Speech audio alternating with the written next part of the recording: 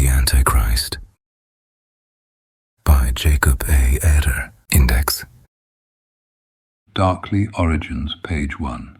Origins, page 2. The Tumult, page 15. The Darkness Creepeth, page 15. The Sickness, page 23. The Shape of Despair, page 29. The Twisting of Faith, page 44. Coming of Age, page 55.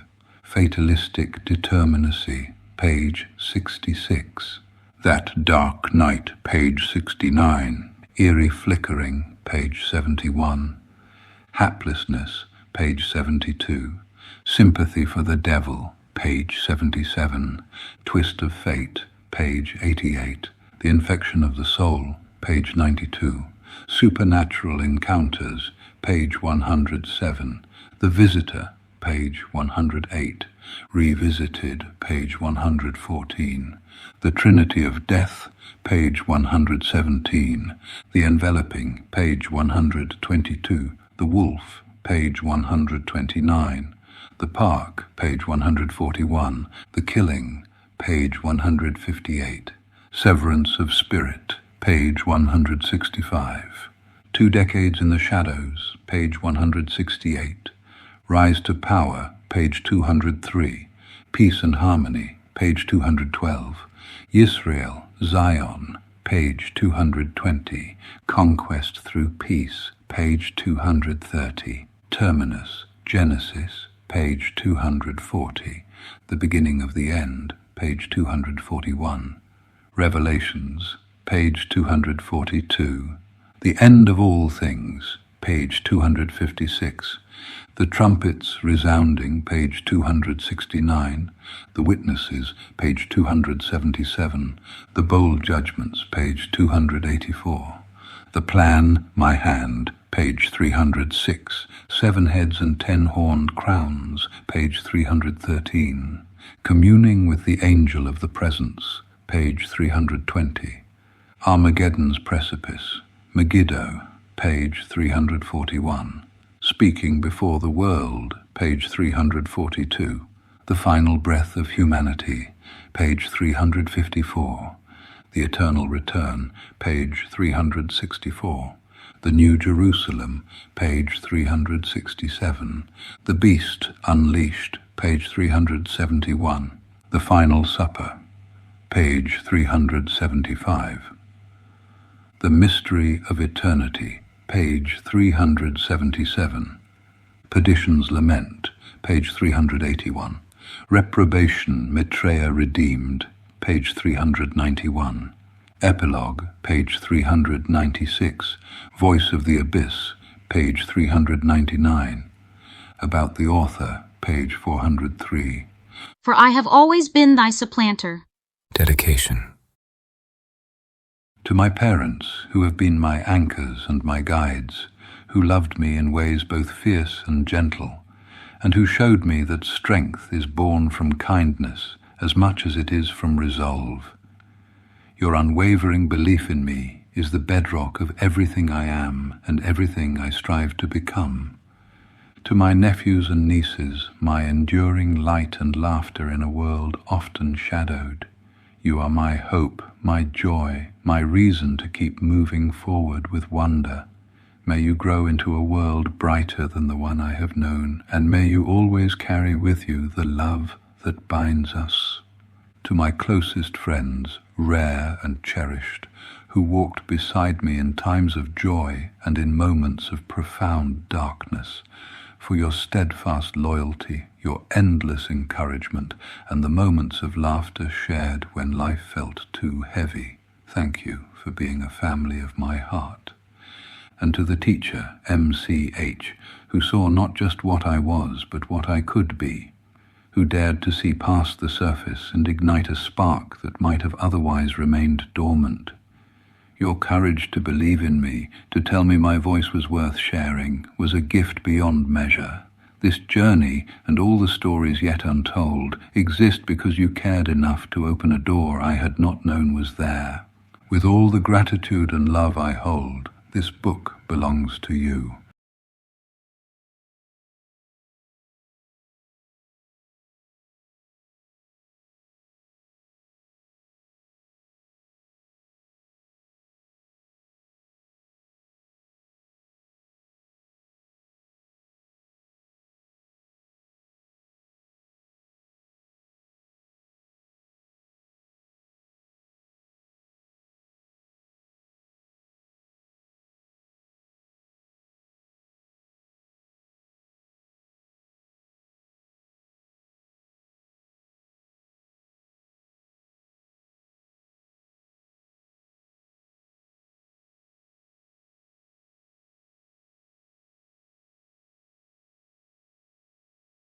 Foreword. What you hold in your hands is not simply a book. It is a venture into the depths of existence itself. It is a journey through every flicker of light and every shadow cast across the human spirit. This work is an offering, both stark and unrelenting, tender and unguarded, laying bare the vast spectrum of emotion, intellect, and cosmic wonder that comprises the soul of humankind. Within these pages, the lines between reality and fiction blur until they are nearly indistinguishable, mirroring the mysteries that have plagued humanity since its inception. Here, fate is not a distant notion, but a visceral thread woven through every sentence, every decision, every heartbeat of the story. The characters are born of the turbulence of determinism and free will, struggling against the seemingly unyielding tides of circumstance and choice. Each word is crafted to echo the depths of human tribulation, touching on themes of wistfulness, retribution, futility, compassion, and a solemn confrontation with malevolence. This narrative does not coddle its readers. It is an unvarnished look at the trials and profound sadness that often punctuate our existence, yet it does not relinquish hope. Amidst darkness, it searches for flickers of redemption, for the persistent humanity that endures even in the face of overwhelming despair. Through each page, you may find yourself standing at the edge of your own beliefs, questioning the essence of reality, fate, and identity. This work is an epic, not merely in scope, but in the fearless exploration of what it means to be human, to suffer and to strive, to lose and to love despite the odds. As much a tribute to the endless inquiries which define our species as it is a story, this novel beckons you not only to read, but to reflect deeply. In writing this, I have poured out a lifetime's worth of introspection, intellect, and raw emotion. Herein lies a piece of my soul embedded in words, ready to meet you on whatever journey you yourself are living. Let this be your invitation into a world where fiction and truth converge, where every moment is a mirror reflecting the heart of our shared, unyielding quest for understanding. Preface. Within this book, you are not merely stepping into a story. You are crossing into a realm where each character, each choice, dances on the threshold of reality, bound yet liberated, tethered yet transcendent. This second edition invites you deeper, offering a longer, more resonant journey that reveals intricate details and uncharted depths absent from the first. With the addition of colored fonts and special effects unseen in prior print, this extended version brings the epic tale to life with a vividness unmatched, where each page, despite the higher cost, justifies every dollar spent, urging your imagination to run rampant within the bleak beauty of this tragedy, where environment shapes humanity, or its very absence. See the world through my eyes and encounter a story brought to life with a haunting and immersive intensity. Through a tapestry woven from stark realism and sweeping philosophical inquiry, the narrative unfolds at the precipice of existential reflection. Characters, caught in the delicate balance between fate and free will, tread the line between victim and architect of their own existence, embodying the paradoxes that haunt us all. Every moment questions the forces that shape us, circumstance, autonomy, perhaps the cosmic hand of destiny, and considers if these powers set us free or bind us further. Here, the architecture of fiction confronts the raw truths of human nature, unvarnished and unrelenting, exploring the struggle to navigate between the light and shadow that lies within. This story is an invitation, not merely to observe, but to immerse yourself in a narrative that engages both heart and mind. Through the journeys of these characters, we traverse themes of love, vengeance, failure, and resilience, witnessing humanity's dual capacity for boundless kindness and unfathomable cruelty. As they stumble, strive, and transform, a mirror is held up to the reader, revealing universal struggles in intimate, resonant forms. This book is for those who seek more than mere entertainment. It is a refuge for those drawn to depth, contemplation, and reflection on the human condition.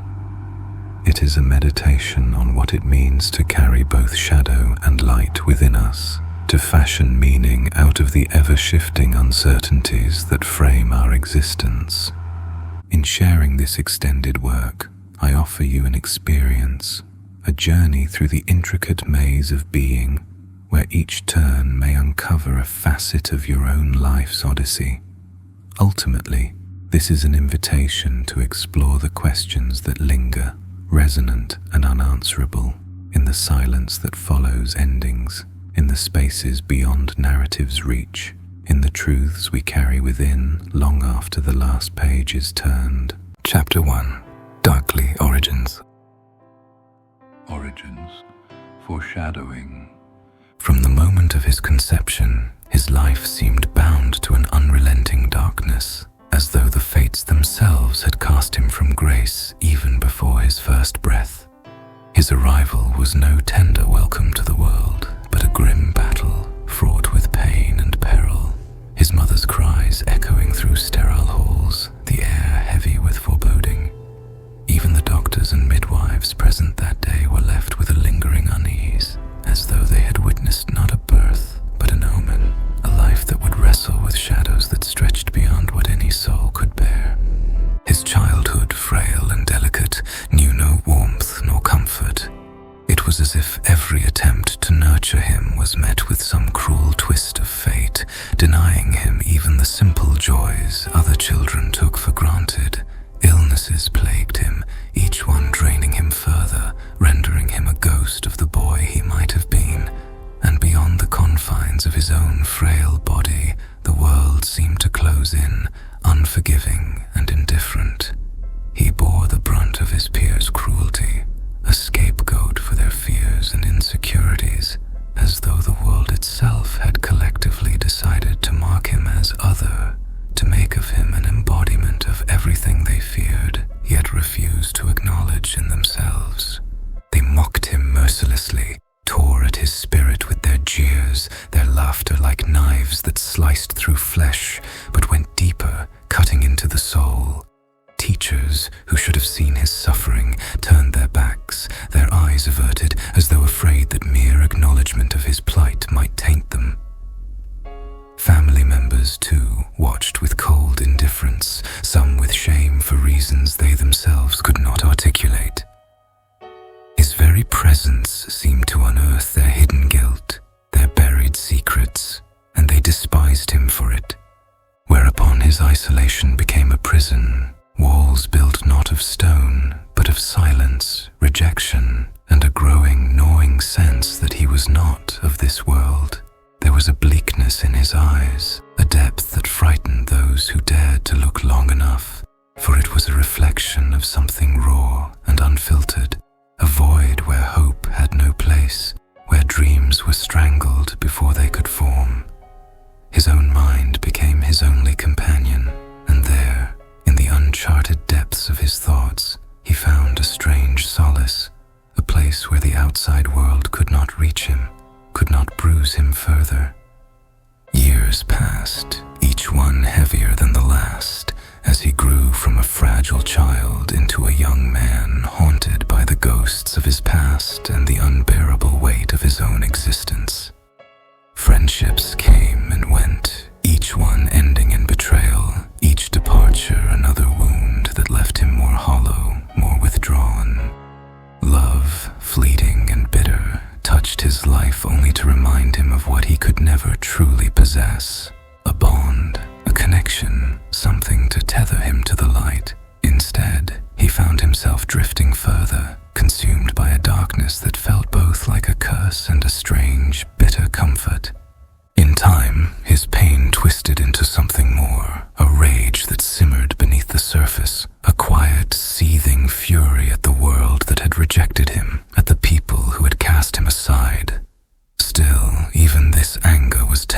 sorrow, a hopelessness so deep that it bordered on apathy, for he knew that his fury would change nothing, that his suffering was not unique, but rather a cruel echo of the human condition.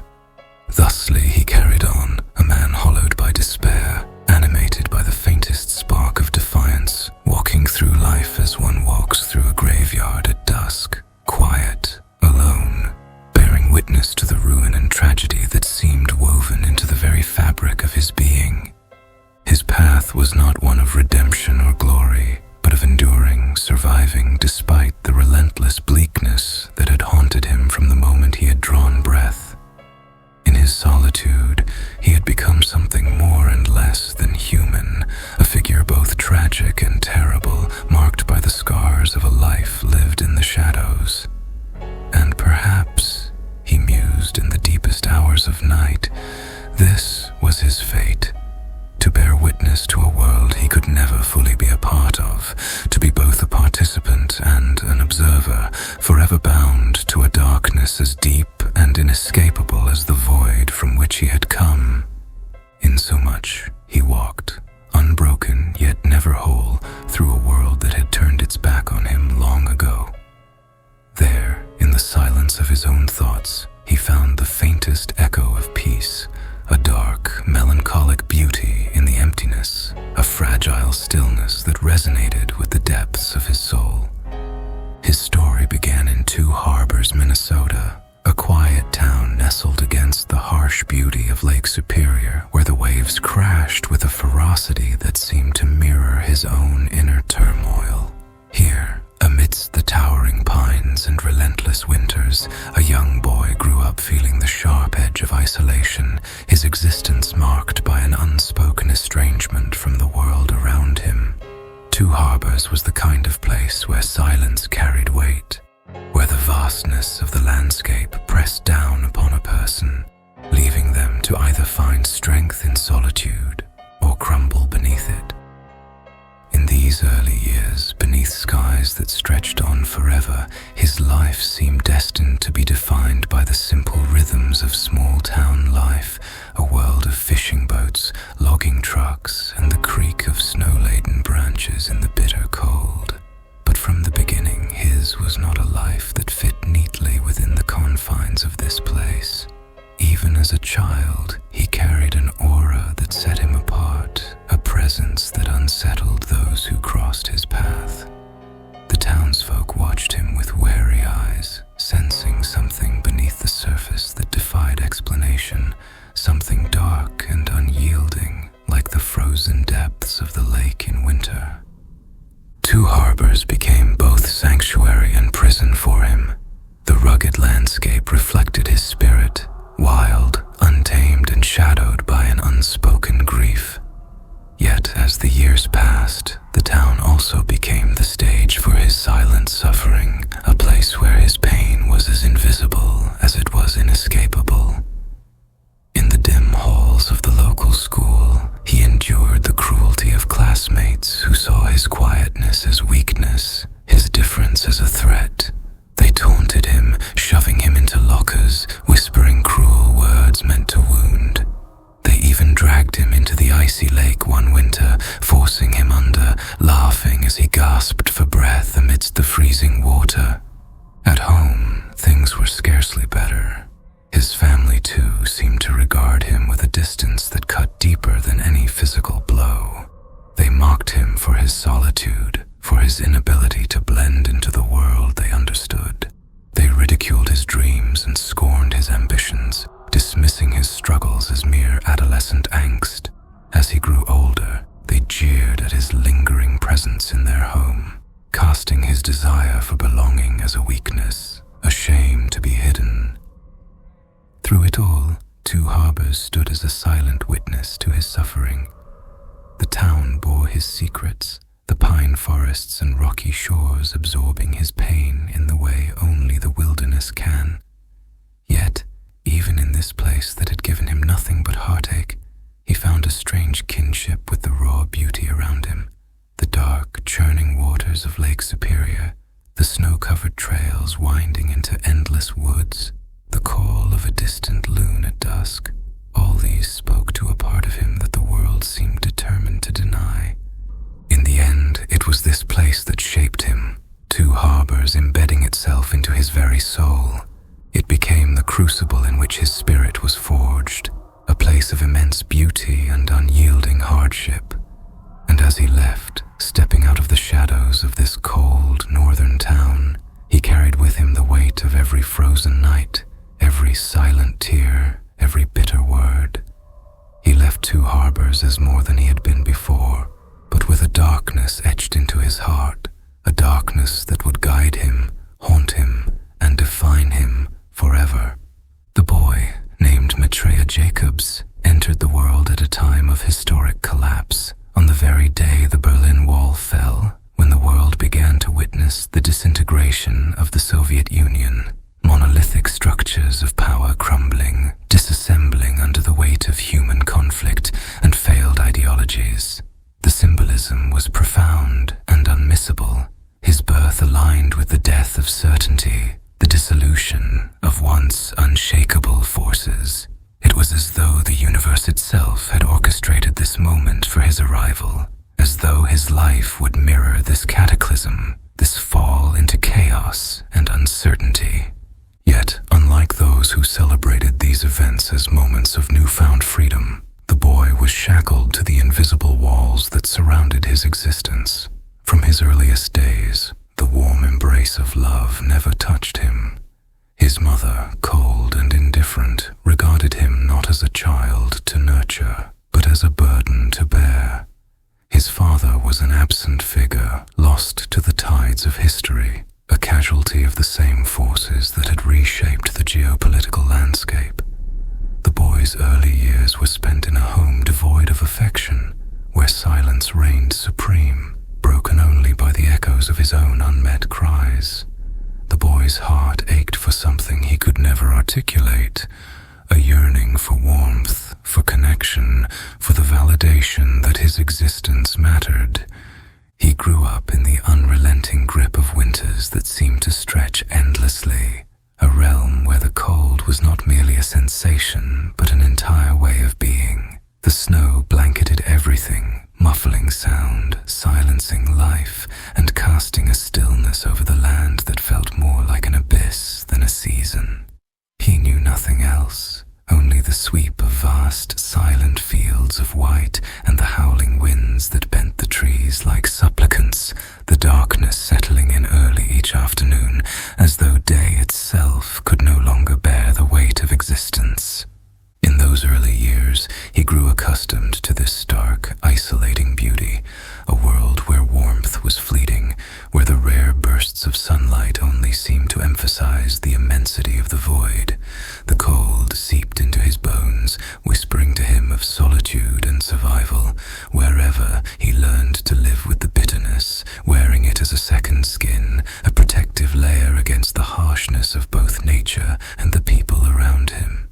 The endless winter nights stretched on, merging with the quiet despair in his heart, leaving him alone with his thoughts, his pain, and the faint hope that perhaps, somewhere beyond the frozen horizon, there lay something more. But there, in the unforgiving cold, he found the resilience that others did not see, the quiet strength forged in frost, unyielding as the ice that glazed the lakes and rivers around him. This was his world, unadorned, raw, and merciless. The cold became both his prison and his liberation, a constant reminder of the vastness and indifference of life. He grew to embrace it, to find comfort in the solitude it offered, as though in that bitter, lightless landscape he had been granted a glimpse into a truth that was as eternal as the winter itself. As he grew older, his life descended deeper into darkness. Tragedy struck his body as it had struck his soul. Strokes, transient ischemic attacks, and traumatic brain injuries ravaged his young mind, leaving him scarred both physically and mentally. His brain became a battlefield where clarity, the one thing he desired above all else, was forever elusive. He longed for the stillness of a mind at peace, for the sharpness of thought that others took for granted. But instead, he was left with the unrelenting fog of confusion sickening dizziness of a brain at war with itself. His world became a blur of half-formed thoughts, fleeting insights that vanished before he could grasp them, leaving him in a perpetual state of frustration and anguish. The boy, now a young man, was forced to watch as others around him squandered the gift he so desperately craved. They dulled their senses with drink and drugs, purposefully clouding their minds, as though clarity were a burden rather than a blessing. He looked on in quiet resentment, his broken body and mind aching for what they discarded so carelessly. He saw in them a waste, an affront to the very intelligence he had been denied. While they laughed and stumbled through life in a haze, he sat alone, trapped in his own mental prison, longing for the sharpness, the precision of thought that had been stolen from him by fate. As the years passed, the boy, no longer a boy but a tormented young man, sank deeper into the abyss of mental anguish. Diagnosed with major depressive disorder, MDD, and panic disorder, his mind was held hostage by an unceasing storm of anxiety and dread. His body was in a constant state of fight or flight, as though some unseen predator was always just beyond the horizon, threatening to tear him apart. For 18 long years, he lived in this state, every breath a battle against the suffocating weight of fear, every heartbeat a painful reminder that peace would never come. His panic attacks were not brief, fleeting moments of terror. They were an unrelenting assault on his sanity, a ceaseless torture that left him gasping for air, his mind in tatters, his soul worn thin.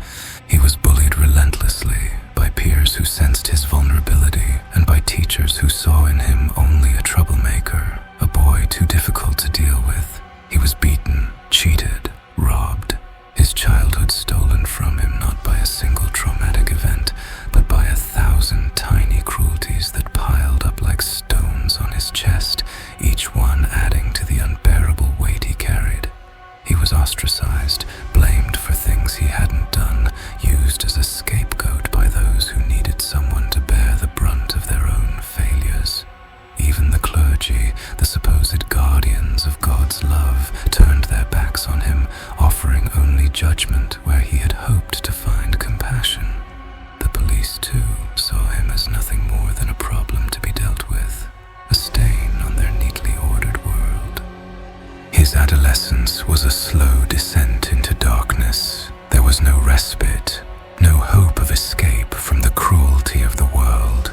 The boy, now a young man, had long since stopped calling out to God, for God had never answered.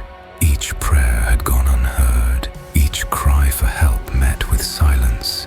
He had reached for the heavens, but they had turned away from him, leaving him alone in his suffering. Wherever in time he turned elsewhere. If God would not listen, perhaps Satan would. The darkness that had been a part of his life since birth began to consume him fully. The visitor returned, no longer a vague presence, but a constant companion, whispering in his ear, showing him the truth of the world. There was no love, no kindness, no divine plan. There was only power and the pain that came with it. The young man embraced this truth, for it was the only one that had ever made sense to him. In Satan, he found not salvation, but understanding. Satan did not offer him lies of hope and redemption. He offered him the cold, hard truth that life was suffering, that love was a lie, that the only way to survive was to embrace the darkness within. The young man's heart, once so full of longing for connection, now beat with a different rhythm. The yearning for love had been replaced by a hunger for power, for control over the chaos of his mind. He no longer sought clarity, for he knew it would never come. Instead, he sought domination over his own suffering. The world had wronged him, had beaten him down at every turn, but he would not be its victim any longer. He would rise, not as a figure of light, but as a creature of the abyss, born of darkness and molded by pain. And yet, even in his embrace of the void, there was tragedy. tragedy. For no matter how much he tried to harden his heart, no matter how deeply he delved into the darkness, the flicker of his old self remained, a small, fragile flame that refused to die. It was the part of him that still yearned for love, that still ached for the connection he had been denied. And it was this part of him that made his descent into the abyss all the more tragic, for it meant that no matter how far he fell, no matter how much power he gained, he would never be free of the pain that had shaped his life. In the end, he was a creature of contradictions. He had turned his back on God, yet he still longed for the love that only God could give. He had embraced the darkness, yet a part of him still yearned for the light. He was powerful, yet powerless, strong, yet broken. His life was a study in tragedy, a testament to the cruelty of a world that had offered him nothing but suffering, and to the strength of a soul that had refused to break, even as it was shattered. He was a solitary figure against the stark horizon, drawn irresistibly to high places where he could look out over the vast and unfathomable sea. The cranes at the port became his sanctuary, towering metal giants where he could escape the world below. He'd climb their cold steel ladders until he reached the top, finding solace in the silence that only heights could offer. From there, he could see the endless stretch of water, dark and restless, mirroring his own depths. The sea, its immensity, its mystery, and the silent, relentless pull of the unknown felt like a reflection of something inside him, something vast, untamed, and untouched by the warmth of the world. With a thermos of black coffee in hand and a soft pack of Lucky Strikes always within reach, he'd sit, letting the bitter heat seep into him as he inhaled the smoke. It was his ritual, a silent communion with the dark and the cold, with everything that seemed to exist beyond the realm of understanding. His head was usually shaved, though his raven dark hair would grow swiftly, a contrast to the thick beard that framed his face. Standing precisely 6 feet, he was strong and formidable, his presence as foreboding as the landscape he gazed upon. There was a rawness in him, a silent power that echoed the towering structures he climbed. The heights became a refuge, a place where he could exist undisturbed, suspended between sky and sea, as though the cold wind whipping around him was the only thing capable of grasping the storm within. People rarely understood him, and perhaps he preferred it that way. He lived in those high places, in the quiet, bleak beauty of his own solitude, and in the depths of the coffee and cigarettes that seemed as much a part of him as his dark thoughts and distant dreams. From his perch, he would stare down at the world below, detached yet deeply aware, carrying the weight of something unspeakable, something ancient and as unforgiving as the winter itself. When the world around him seemed too small, too stifling, he sought refuge in the merciless depths of the lake, venturing to the frigid shorelines even in the dead of winter. The icy winds would cut through him, and he would shiver, feeling the life drain from his limbs as he approached the black water. Without hesitation, he would step forward, each stride carrying him deeper, the chilling water swallowing him in a fierce, silent embrace. There, in that fathomless cold, he felt the weight of existence press upon him, felt the vast emptiness of it consume him. The water was dark, a shade of black that could absorb anything, hope, despair, the faintest flicker of warmth. And yet, it was here, in this eerie stillness, that he sought solace. He'd clasp his hands together, kneeling in the bitter waves, whispering silent prayers, pleas that melted into the endless void around him. He was praying not for rescue, but for understanding, for a revelation that could explain his place, his purpose in this vast and indifferent world. He would beg, his words lost to the current, asking the waters for answers, for a sign, for anything to ground his existence. Each submersion was a ritual, a kind of baptism in reverse, as though by subjecting himself to the brutal cold, he could strip away the confusion, the doubt, the darkness that clouded his mind.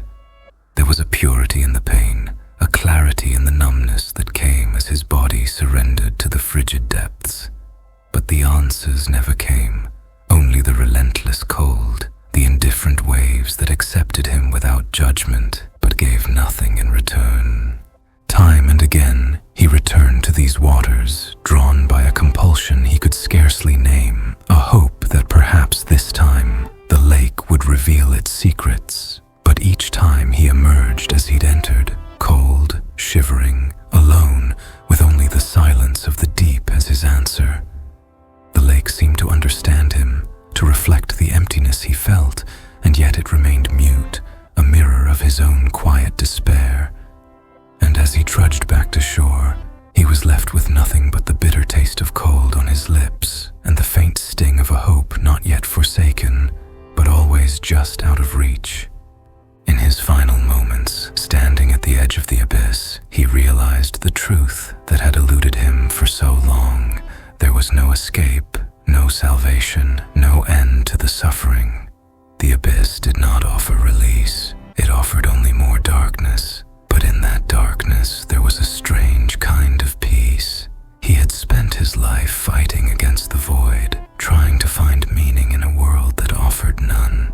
Now, at last, he could stop fighting. He could let go and fall into the abyss that had been calling to him since the day he was born. Therefore, with a final breath, he stepped forward into the endless, unrelenting dark. The tumult, the darkness creepeth. It was a moment that defied the innocence of my youth, a tragedy profound and cosmic. I sat there, a mere child, barely able to understand the words of adults, and yet, in that corner, staring at the melancholy in the eyes of a girl and her dog, I saw the true face of despair.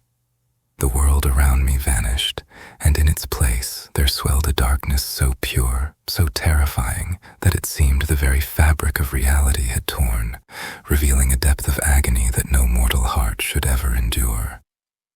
The black particles materialized, first as faint shadows, then as an overwhelming storm, a convergence of atoms dark as night, yet somehow darker, as though they bore within them the essence of something older than time, something born in a realm without light.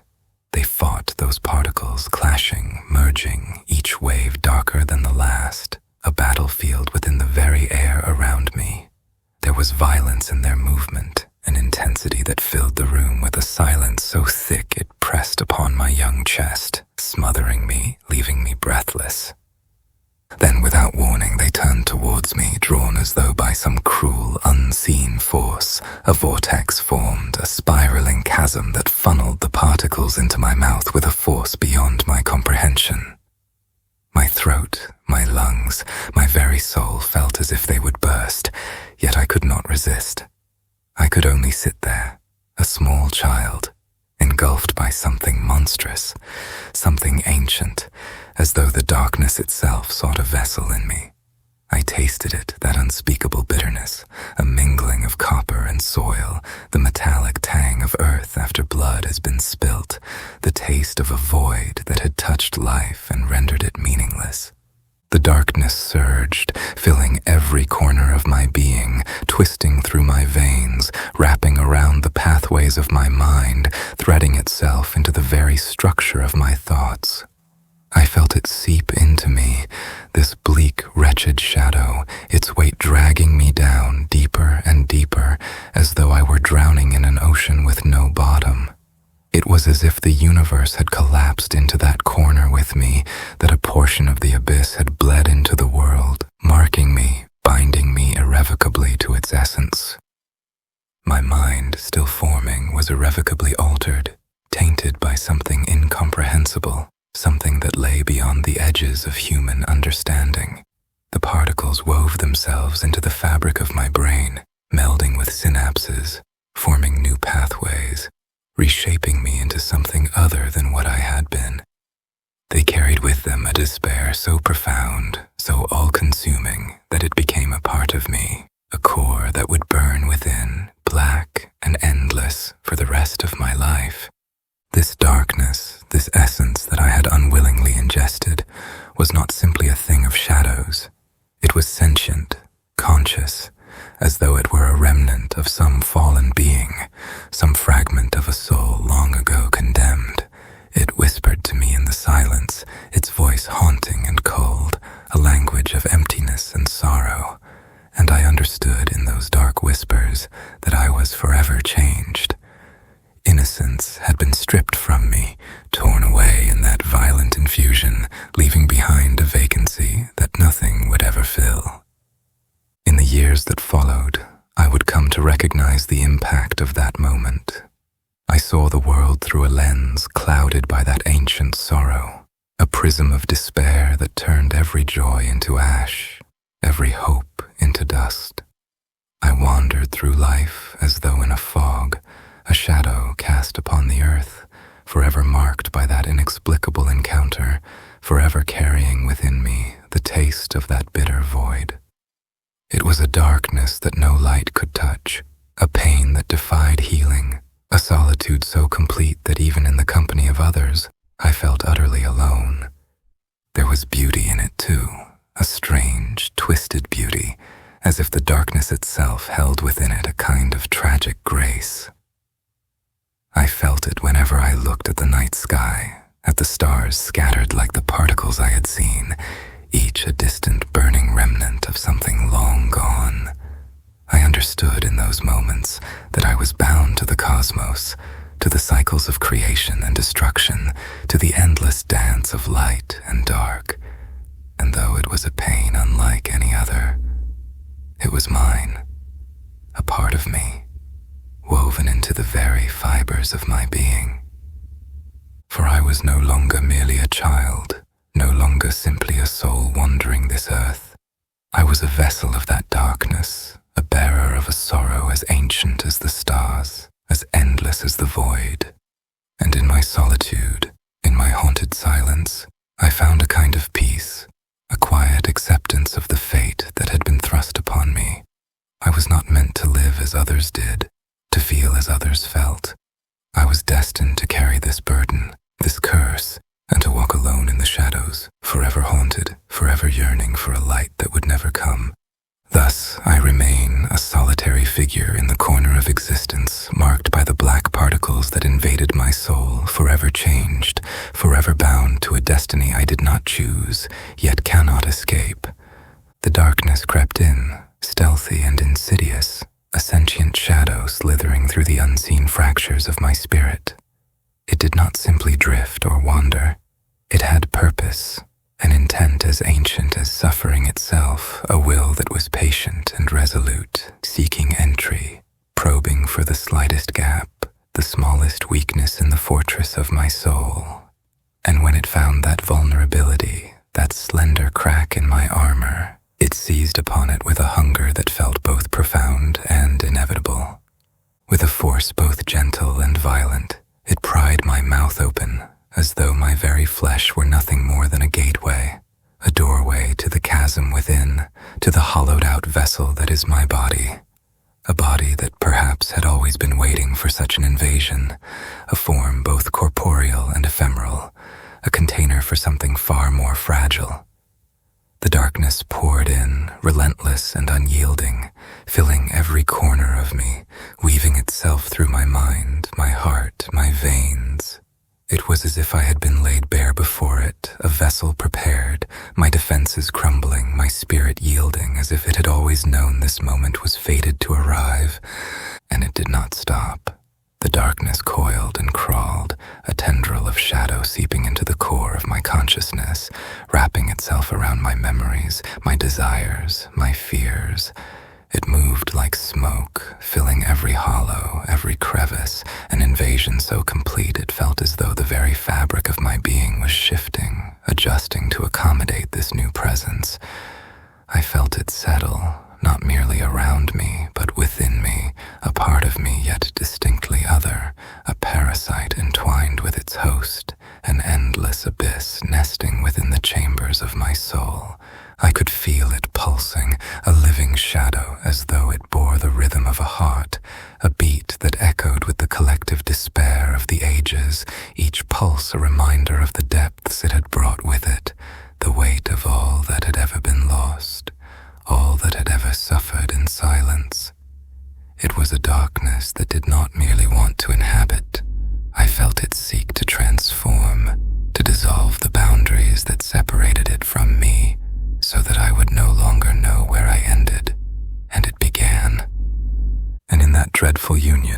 As it nestled within me, I felt the unbearable realization that this darkness was not merely an external force.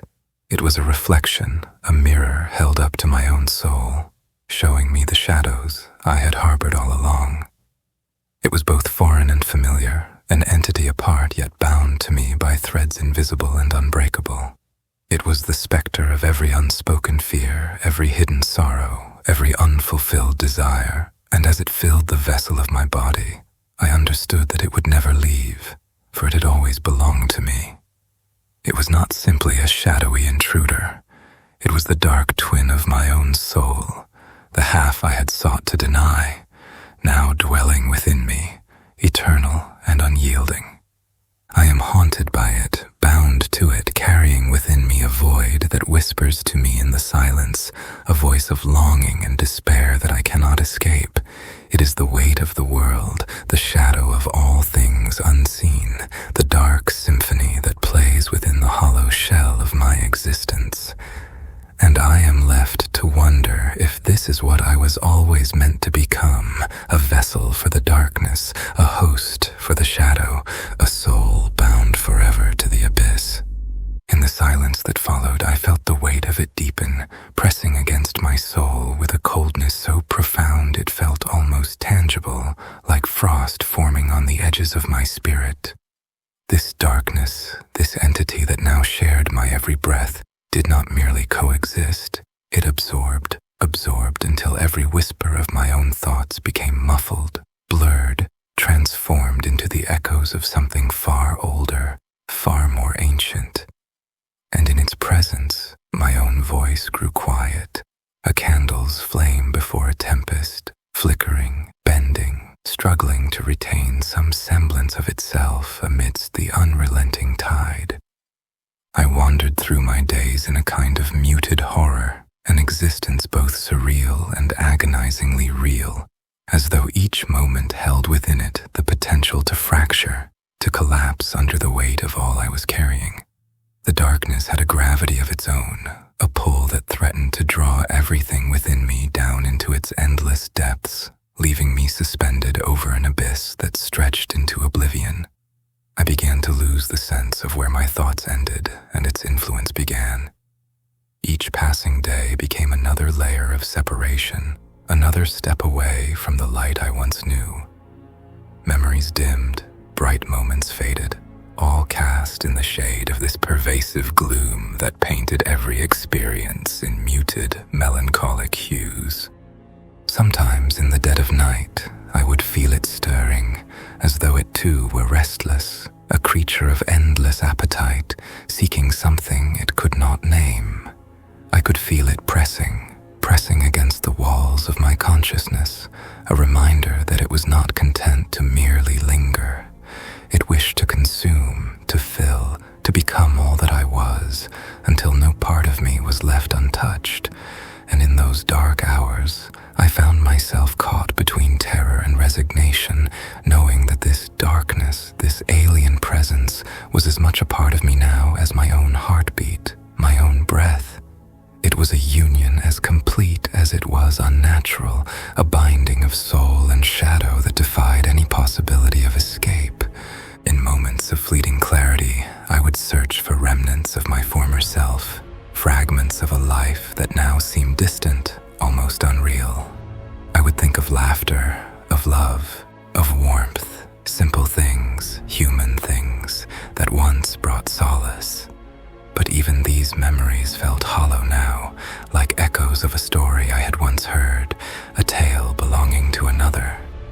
I realized with a sorrow deeper than words that these memories were fading, that they could not withstand the relentless erosion of the darkness within me. I was losing myself piece by piece, as though each day saw another part of me submerged, swallowed by this vast and silent shadow. There were moments, brief and terrible, when I would glimpse the true nature of what lay within me. I would feel its desires, its insatiable hunger, a force that knew no boundaries, no limits. It was not merely a part of me, it was a force of nature, a power both cruel and exquisite, unbound by the trivialities qualities of human morality or compassion. It moved within me like a storm, stirring feelings of wrath, of despair, of a profound loneliness that stretched beyond lifetimes. I could sense its history, its ancient suffering, as though I had become a vessel not only for its presence, but for its memories, its regrets, its unending sorrow. And in those moments I understood that I was bound to this darkness, that it had chosen me as its host, its witness, perhaps its penance. It was a weight I could not shed, a fate I could not escape. I was no longer merely myself. I was something else, something haunted, something that bore within it the remnants of a grief as old as creation itself. I was the carrier of an ancient sorrow, a grief that had survived eons, a pain that could find no rest, no release. I became a stranger to those who knew me, my presence a shadowed echo of the person I once was. Friends drifted away, their attempts to understand falling away like leaves before the winter wind, their warmth unable to pierce the coldness that surrounded me. I could see their confusion, their unease, as though they too could sense the darkness within, a presence that defied explanation, that could not be tamed or understood. Thusly I stood alone, a solitary figure in the vast expanse of existence, a being defined not by light, but by the shadows that had claimed me. And as I wandered through the days, a part of me wondered if this was all I was meant to be, a vessel of sorrow, a witness to the ancient grief that now coursed through my veins. I felt its weight pressing upon me, a burden that grew heavier with each passing moment, a darkness that would not be quieted, would not be quenched, and in that silent, endless despair, I realized that this darkness was my destiny, my path, my purpose.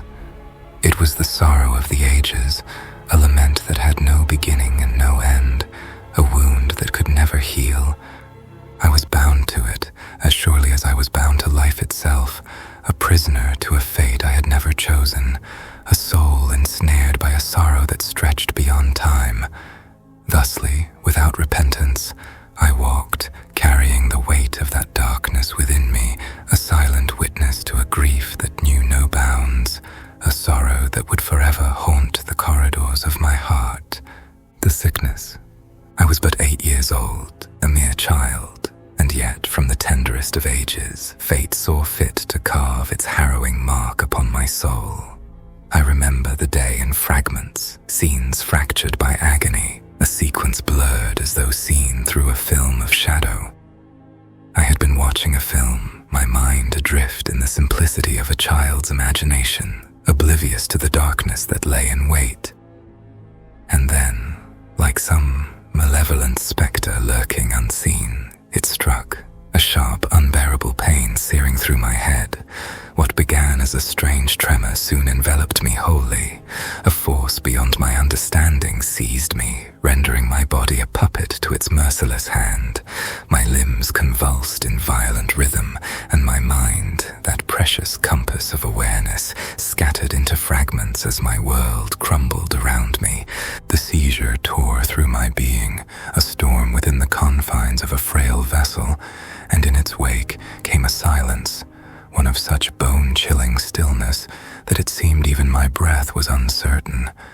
The agony was not merely physical, but an invasion of the mind, a shadowed blight that, unbeknownst to me, would become a lifelong wraith, a harbinger of despair.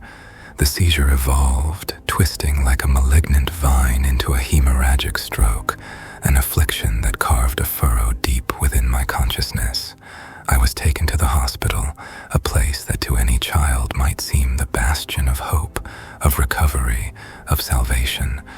Yet upon my arrival, the doctors cast glances devoid of concern, muttering dismissals, casting my plight aside as if it were but the petulant cry of a child lost to fear. They called it panic, a word that holds no weight, no gravity, merely an accusation of weak nerves. They branded it insignificant, a trivial flurry in the vast sea of real maladies. So I was turned away, their voices blunt, their was no remedy, no comfort, only an exile from understanding and from the solace that a mind at peace might afford. And I, not knowing, could only trust their word, consigning my suffering to the realms of whim and frailty, believing my torment to be naught but my own weakness, a manifestation of an anxiety I did not know I harbored. Yet the darkness did not leave me. It lingered, a shadow beneath the surface, a creeping blight that would strike anew, with a cruelty that paid no heed to my youth. Years passed, and I found myself once again in the clutches of this silent terror, a sickness that came with neither warning nor mercy. Twice more before I reached the gates of adolescence, the affliction seized me as unbidden as a specter, each time more devastating, more consuming than the last. Each stroke left me hollow, my mind shrouded in a fog so thick, so pervasive, that even the simplest of thoughts was a labor, a struggle through the mire of my own faltering cognition. I did not understand why fatigue weighed upon me with such unyielding force, why my mind, once clear, had become a labyrinth of disarray, each corner shrouded in mist, each step haunted by the fear of another collapse. For years I stumbled through life as though through a dream. My mind, once a bright and boundless haven, was now a dim echo, each thought burdened with a heaviness I could neither shake nor comprehend. Clarity became a distant memory, a thing to be longed for, yearned after like a glimpse of the sun through stormed and swollen skies. I thought, as they had told me, that these were but panic attacks, moments of frailty, of weakness, nothing more. I did not know that I was living in the throes of temporal lobe seizures, that my mind was besieged by a tempest it could not overcome. These attacks came often, sometimes in quick succession, each one a thief, robbing me of my strength, my focus, my very essence. There is a unique tragedy in being a child, one unguarded by the wisdom of age, and yet feeling the weight of a malady that no one sees, no one believes. I was cast adrift in a sea of silence, each seizure a wave that pulled me further from the shore, each stroke a storm that darkened the horizon. They saw only a child lost to fear, unable to see the shadows that gnawed at the edges of my vision, the specters that danced in the periphery of my mind, the bitter sting of youth, the unspoken agony of adolescence, the quiet shame woven into the fabric of my being. These were the shadows that clung to me, lingering like a specter upon my heart. And then, as if to deepen an already fathomless wound, I lost my little brother, not to death, but to a separation so profound it bore the weight of 1,000 funerals. The courts took him from us, their verdict final, a cruel divide that tore our lives asunder. The reasons, too intricate, too layered with complexity and dark undercurrents, defy simple telling here. They remain buried beneath a veil of despair that even time cannot lift. My brother became a ghost, a figure glimpsed only in fragments, his presence reduced to a weekend here, a fleeting day there. I counted the days to each visit, yet every parting wrenched at my soul anew, a fresh reminder of what was lost, of a bond severed by powers beyond my understanding. Each month was a cycle of anticipation and grief, each visit a brief glimmer of light swallowed by the shadows of a departure that loomed too near. As such, the summers stretched long and empty, a landscape of isolation in which I was but a solitary figure, locked within the confines of my own fears. I withdrew, sinking into the bleak refuge of solitude, each day an echo of the one before it, each hour steeped in a dread I could neither name nor escape. Even when others reached out, when girls ventured close, their laughter a balm I could not bear to touch, I shrank back, recoiling from the social sphere as if it held some unspoken threat. The thought of connection, of allowing myself to trust, to feel, these were luxuries I could not afford, walls I dared not breach. Hence, I inward, retreating into a self-imposed exile, bound to the silent companionship of the television, my only reprieve a fleeting escape into worlds that were not my own. The isolation gnawed at me, hollowed me, and soon I found my body reflecting the despair that had taken root within my mind. I gained weight, each pound a physical manifestation of the darkness, each meal a quiet rebellion against a life that seemed to offer nothing but emptiness. I drifted further from who I once was, my days blending into nights, my world narrowing to a dim, unbroken solitude, a prison of my own making. And in that silence I mourned, not just for the brother I had lost, but for the self that had slipped away, unseen, into the shadows. The days blended into one another, each one an echo of the last, a monotony so thick it swallowed me whole. I became a mere shadow, moving through the motions of living, but feeling none of its warmth, none of its meaning. I was lost in a labyrinth of my own making, each path winding deeper into desolation, each choice leading back to a sense of dread I could neither escape nor explain. My body grew heavier, the weight a tangible symbol of the invisible burdens I carried, a slow sinking into myself, an entombment of spirit beneath layers of grief and silent shame. Friends grew distant, their laughter an alien sound I could not touch. I was no longer a boy, not yet a man, trapped in the purgatory of adolescence, my mind too heavy, my heart too burdened for the innocence of youth. And yet, neither could I claim the resilience, the endurance that adulthood demands.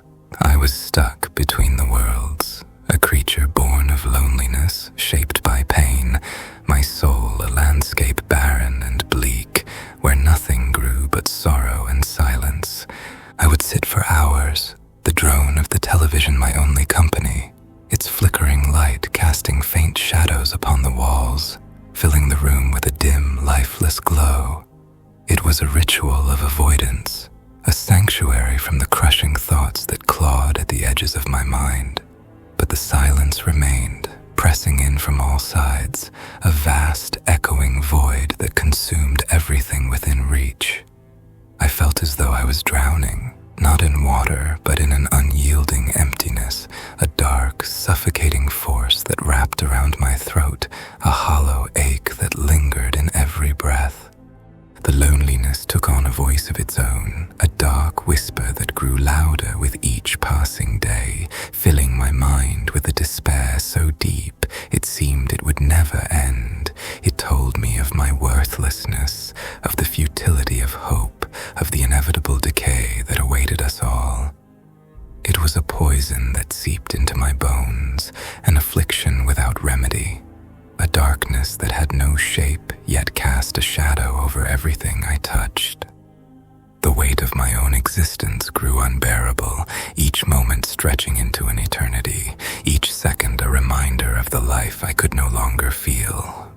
And my brother, that lost part of myself, lingered only as a phantom, his absence a wound that refused to heal.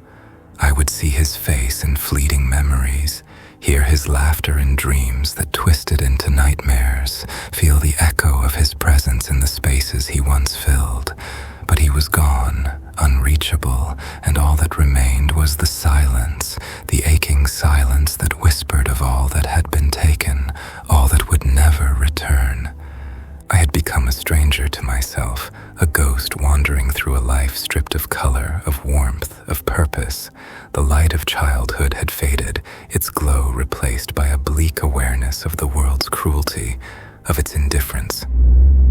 Each day was a new chapter in an endless dirge, a song of sorrow that had no beginning and no end, a lamentation for the life I might have known, the person I might have been. Henceforth I drifted, bound to the shadows, a soul untethered, a mind lost to the dark corridors of despair. The weight of my existence grew heavier still, until even hope became a distant, dying star, too far to reach, too faint to guide me home.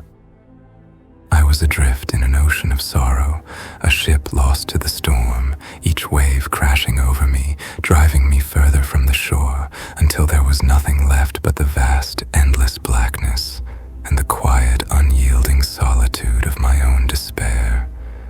The shape of despair. School was no place of learning, no haven for growth, but a pit, a dark, unyielding realm where torment was a daily ritual, meted out with the cold hand of indifference.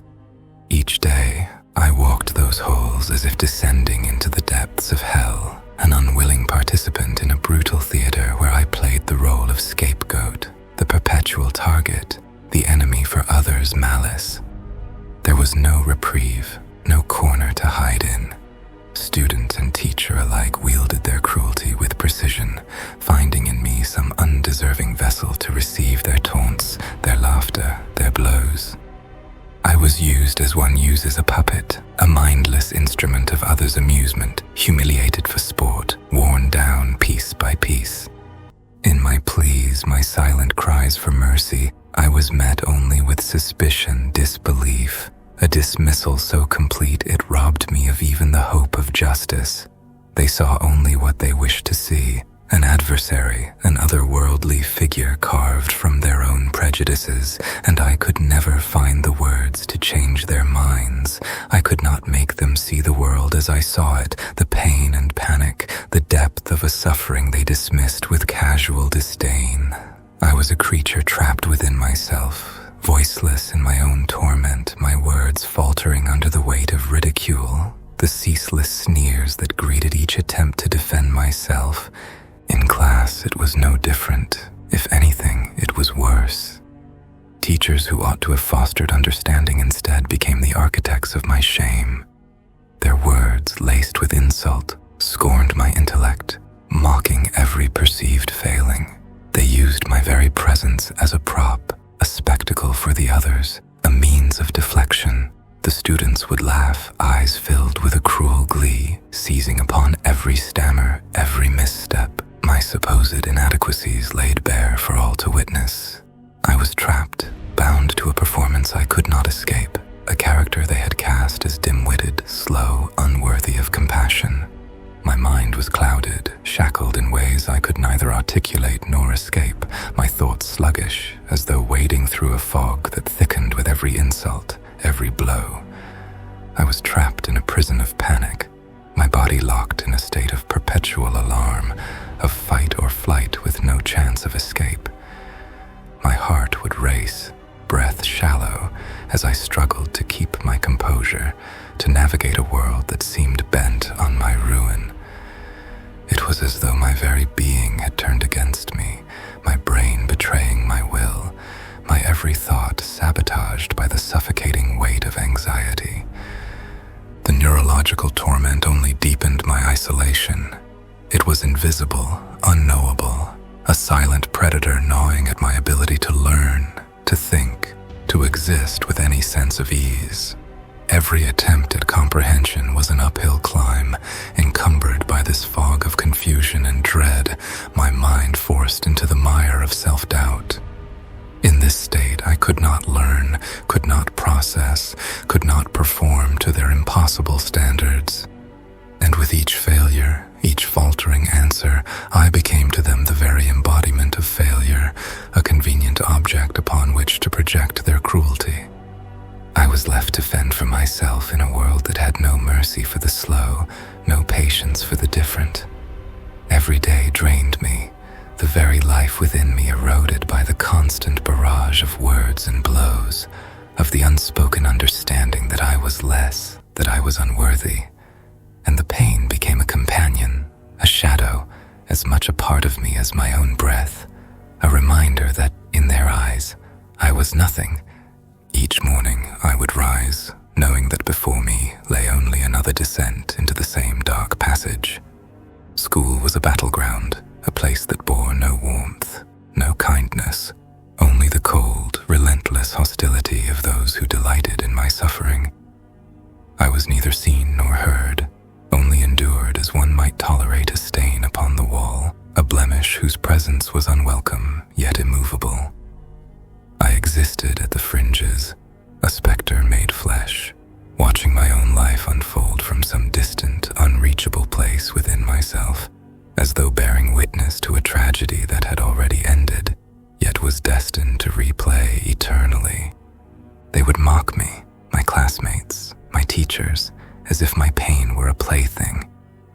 Every insult, every shove and sneer left another crack in the fragile structure of my spirit. Their laughter would echo, ringing in my ears long after the sound itself had faded, its resonance filling every hollow corner of my mind. I was left to carry the weight of their cruelty alone, my back bent under burdens that felt ancient, as though I had borne them for lifetimes. And in their eyes, I was the scapegoat, the punchline, the ever-falling fool whose every step was another misstep, whose every word was another invitation to shame. In those classrooms, beneath the harsh fluorescent lights, I felt as though I were on a stage, a puppet dragged into a performance of unending humiliation, a twisted ritual where I was the offering. My voice, stifled and weak, was drowned in their laughter. My thoughts, murky with fear, twisted into shadows that lingered even in sleep. And they saw only what they wished to see, a mind slow, a body awkward, an intelligence they deemed deficient, unworthy of respect, unworthy even of pity. They fed upon my hesitations, my stammers, each one a fuel for their scorn, a reminder that to them I was less than human, a hollow figure built for ridicule. To them, I was a thing, something disposable, something to be used and then cast aside, a vessel for their laughter, their relief, their contempt. I would sit, forced to endure the barbs of teachers who wielded words as weapons, their disdain cloaked in the authority of their station. They taught me lessons not in mathematics or history, but in shame, in degradation, in the precise art of dismantling a soul piece by piece until even I could no longer recognize myself. They stripped me of my worth until I believed I deserved nothing, until the notion of happiness felt absurd, a luxury belonging to others, never to one such as me. And all the while, I struggled beneath the weight of my own mind, a mind clouded, strangled by a constant fog that stole even the smallest spark of clarity. I was trapped in a state of perpetual terror, my heart pounding, my hands trembling, caught in a loop of panic that allowed for no rest, no peace. I would sit, lost in a nightmare that never ended, the panic so pervasive it seeped into every thought, every word, a dark whisper that never ceased. The fog became a wall, a barrier between myself and the world, a prison I could not break free from. Each day, another eternity spent in chains of fear. There were times I would sit in silence, the noise of the day replaying in my mind, every insult, every jeer, every dismissive glance a memory that would not fade. I would feel the darkness settle in my chest, a heavy, aching presence that whispered of my own inadequacy, my own failures. I was a figure condemned, lost in a labyrinth of shame, unable to remember what it felt like to be whole, to be seen, to be worthy. The laughter of my peers, the cold disdain of my teachers, filled every quiet moment, a haunting refrain that reverberated in the stillness of the night, each note another crack in my being, and in the quiet hours, I would think of escape, of some distant, unreachable place where the pain might cease, where I might breathe free from the weight of their judgments, where I might become something other than the shattered fragments they had left me. Yet even hope became a cruel reminder, a fleeting dream that dissolved in the harsh light of dawn, leaving only the empty echoes of despair. I would wake each day knowing there was no escape, no refuge to be found, only the endless return to that dark, unyielding place where cruelty reigned, and I was its ever-willing victim. I was adrift, a soul caught in a storm with no end, each wave of despair pulling me further from any semblance of self, each moment a reminder of the pain I carried, pain that had no name, no form, only an endless weight that bound me to this darkness. I was a ghost in my own life, a figure unseen and unheard, moving through the shadows, haunted by a grief I could not escape, a sorrow that had no bottom, no end. And as the years wore on, I became that sorrow, that darkness, a creature born of despair.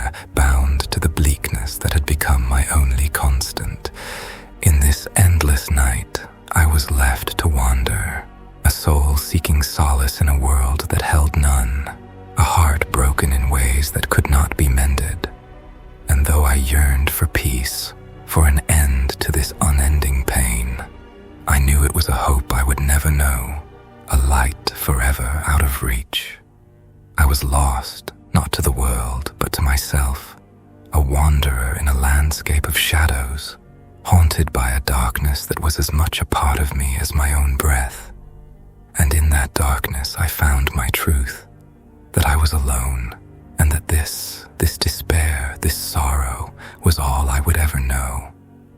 Even after the medication, after the dosages and the attempts at repair through chemistry, through SSRs that numbed rather than soothed, through Buspar and the delicate temporary tranquility of benzodiazepines, I was left hollow, a vessel without peace, suspended between numbness and a pervasive ache that no pill could touch.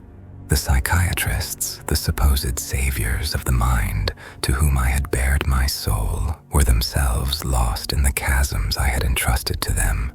I laid before them the caverns of my heart, the void so deep it seemed to devour even the light, the hollow spaces within my mind, each cavernous as a world unto itself, but none of them were able nor willing to venture in. They performed test upon test, diagnostic panels that laid me bare, peeling back layer after layer until my thoughts, my every impulse, were dissected under the harsh, unfeeling glare of data points and scoring algorithms. I endured assessments of intellect and empathy, tests that quantified my very essence, breaking down the intricacies of thought and feeling into rows of numbers, percentages, categories.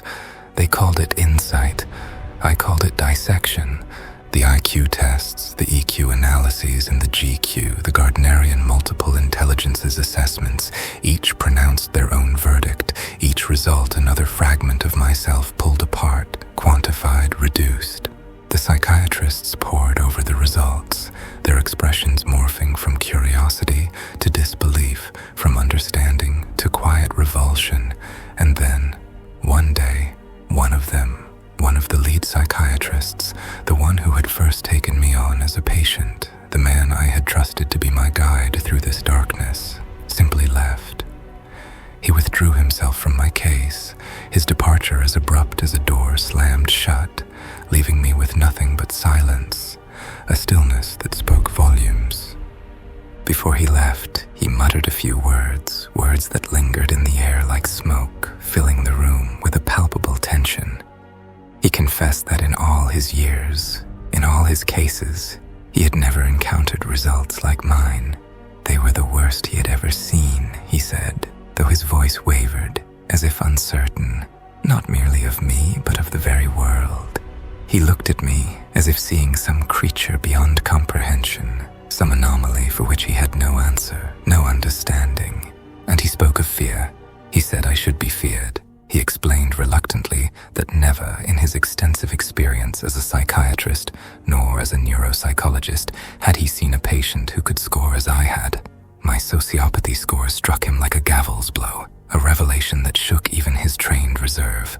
For all his training, all his years of experience, he could not reconcile it. My MMPI-4 results were abysmally low, a map of dysfunction, yet set against this, my IQ, my EQ, and my GQ scores soared, towering over the limits of his understanding. To him, it was an incongruity, a contradiction, something that should not exist. For how could such intelligence, such emotional acuity, coexist with traits that pointed so sharply to darkness? In his eyes, I was a paradox, a mind so sharp it could dissect the very nature of humanity, a soul so fractured it defied the bounds of any known diagnosis. And then he left, retreating as if from a chasm he dared not explore, as if from an abyss that stared back, one that held within it the echoes of something beyond his comprehension, beyond his comfort. He withdrew, leaving behind the weight of his words, the final judgment that echoed in my mind, a sentence handed down without appeal. Feared. The word hung in the air, cold, heavy, as though marking me for some destiny I did not choose, some fate I could neither escape nor defy. I was left with only the hollow certainty that I was beyond their help, beyond their empathy, beyond even their fear. Wherever I stood, alone in that sterile room, a shadow cast by their instruments, their tests, their judgments, an anomaly, an outcast, a soul abandoned to the depths of its own darkness. However, in that cold silence, I felt the finality of it settle like the closing of a tomb. Fear, the word bore its own weight, a condemnation without the chance for mercy, a verdict passed down upon me, not for what I had done, but for what I was. The psychiatrist's words lingered, resonating in the hollows of my mind long after he had gone, like the echo of a tolling bell that cannot be silenced. They feared me, not for my actions, but for the potential within me, for a darkness they could not comprehend, for a mind that wandered beyond their reach, an entity they could not dissect nor control. In that empty office, I realized with a clarity that turned my blood to ice that I was, perhaps, irredeemable. A soul consigned to solitude not by choice, but by the unyielding walls of human limitation. I looked at the blank walls, the cold clinical light, all of it oppressive in its emptiness, as if the room itself bore witness to my exile. Even the supposed guardians of the mind had turned away, leaving me to wander within the labyrinth of my own consciousness, unaided, unseen. To them, I was a riddle, a problem to be solved, a case to be studied, dissected, categorized, and when no answers came, I was discarded, a thing beyond repair, beyond redemption. What does one do with such knowledge? How does one go on, knowing that even those trained to understand the depths of human suffering could find nothing within me worth saving? I was left adrift, unmoored, a vessel of despair in an ocean that offered no shore. My own mind, once the only sanctuary I had become an unrelenting storm, a maelstrom of questions that spiraled endlessly into an abyss of uncertainty, each thought a wave pulling me further from the shore of hope. I walked through the days as though in a trance, each moment dragging on like a silent eternity, each breath filled with a heaviness that no amount of air could relieve. I saw myself in the eyes of others, their gazes flickering with something I could only interpret as avoidance, suspicion, a subtle recoil. I was marked, a man alone in a crowded room, a soul that wandered invisible among the living, bearing an invisible scar that only I could feel. It was as if I moved through life draped in a veil of shadows, as if something within me had irrevocably shifted, a fracture no light could reach. There is a particular loneliness that comes when you realize that the very fabric of your being, the essence of what you are, is alien to those around you, that no bridge can span the gulf that separates you from them. I became the stranger in my own life, a ghostly presence haunting the spaces I once inhabited, watching from some dim corner as the world moved on, unburdened, unscathed. I drifted through my days, an echo of a self I could no longer recognize, the faintest whispers of who I once was, lost beneath the relentless pounding of despair, the weight of knowing that I was feared, not loved, not understood. The medication, the therapy, the endless searches for some scrap of understanding had been in vain. They had laid me bare, stripped me to the bone, but all they found was something to be turned away from, a reflection of something they could not name, a darkness they dared not face. My intellect, my so-called gifts, became twisted into symbols of something monstrous, aberrant. I began to fear myself, to see my own mind as something separate, something with a life of its own, a dark current that ran deeper than I could fathom, leading to depths that no one, not even I, dared solitude of my thoughts, in the silence that filled every crevice of my days, I began to mourn, not for what I had lost, but for the life I could never touch, the dreams I could never claim. I was bound by an invisible chain, tethered to a darkness that seemed to breathe, to pulse with its own silent rhythm, filling me with a hollowness so profound it was almost a presence in itself.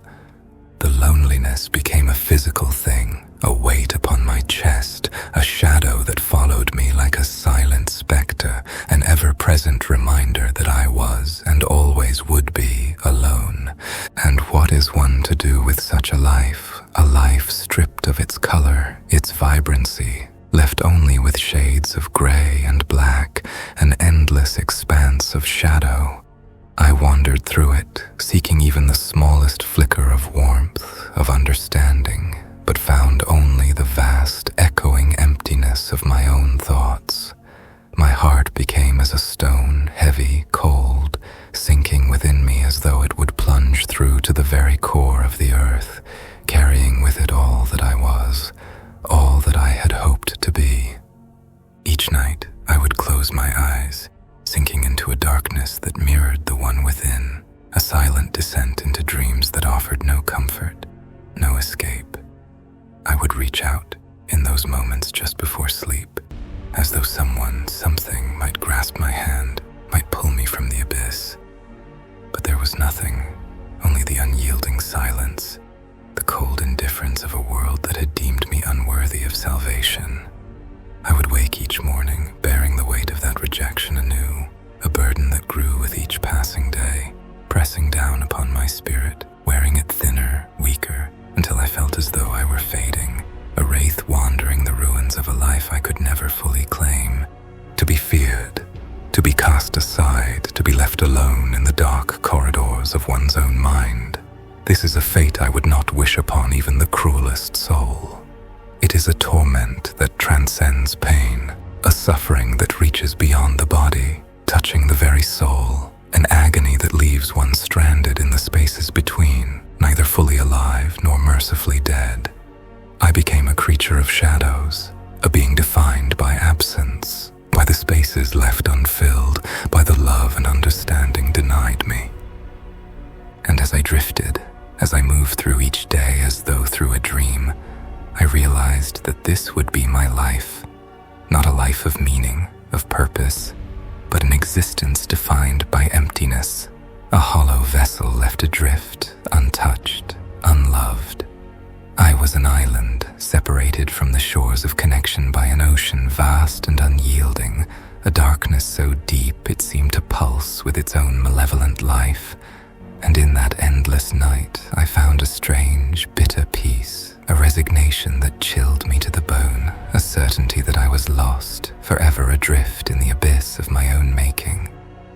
In that stillness, in the silence that followed, I became nothing more than a shadow, a faint echo of what I might have been, drifting through the empty corridors of existence, unseen, untouched, a ghost haunting the ruins of my own heart.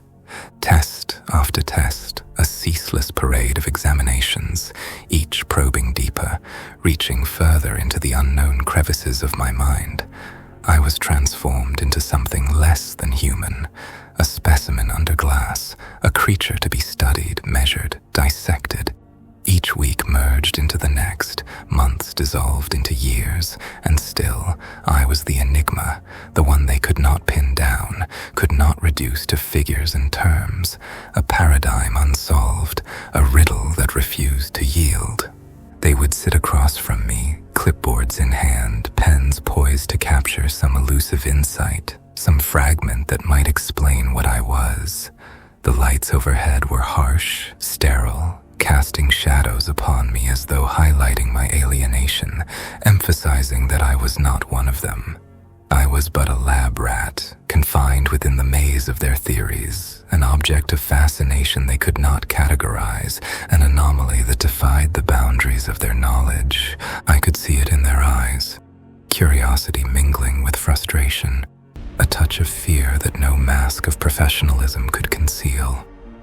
They would conduct their tests, poring over the results, recalculating, recalibrating, as though some overlooked detail might unravel the mystery. But I was not a puzzle to be solved, nor a formula to be completed. I was a living contradiction, a being that defied the language of their discipline, something that resisted understanding, a specter slipping through the fingers of their science. The questions came in an endless tide, each one prying, probing, peeling back the layers of my mind. They wanted to map the architecture of my thoughts, to distill my existence into the simplicity of numbers and labels, but each attempt fell short, leaving only a deeper void where understanding should have been. I became a reflection of their inadequacy, a reminder of the limits of their reach, a shadow cast by the light of their own limitations. They prodded into my memories, dissected my emotions, catalogued my responses as though I were a creature from another world, a specimen to be recorded and then abandoned. But with each test, each probing, I became less real, less human. A subject reduced to the cold metrics of their instruments, a life confined to the rigid boundaries of their theories. And as they sought to capture the essence of my being, I slipped further from their grasp, retreating into the depths of my own mind, a fortress walled by silence and shadows. They tried to measure what could not be measured, to quantify what could not be named.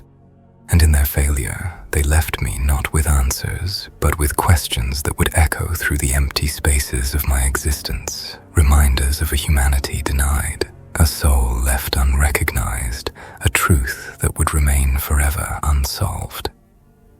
Over the years they came and went, a strange procession of psychiatrists, each one stepping into my life only to vanish, leaving behind nothing but questions that echoed in the corridors of my mind.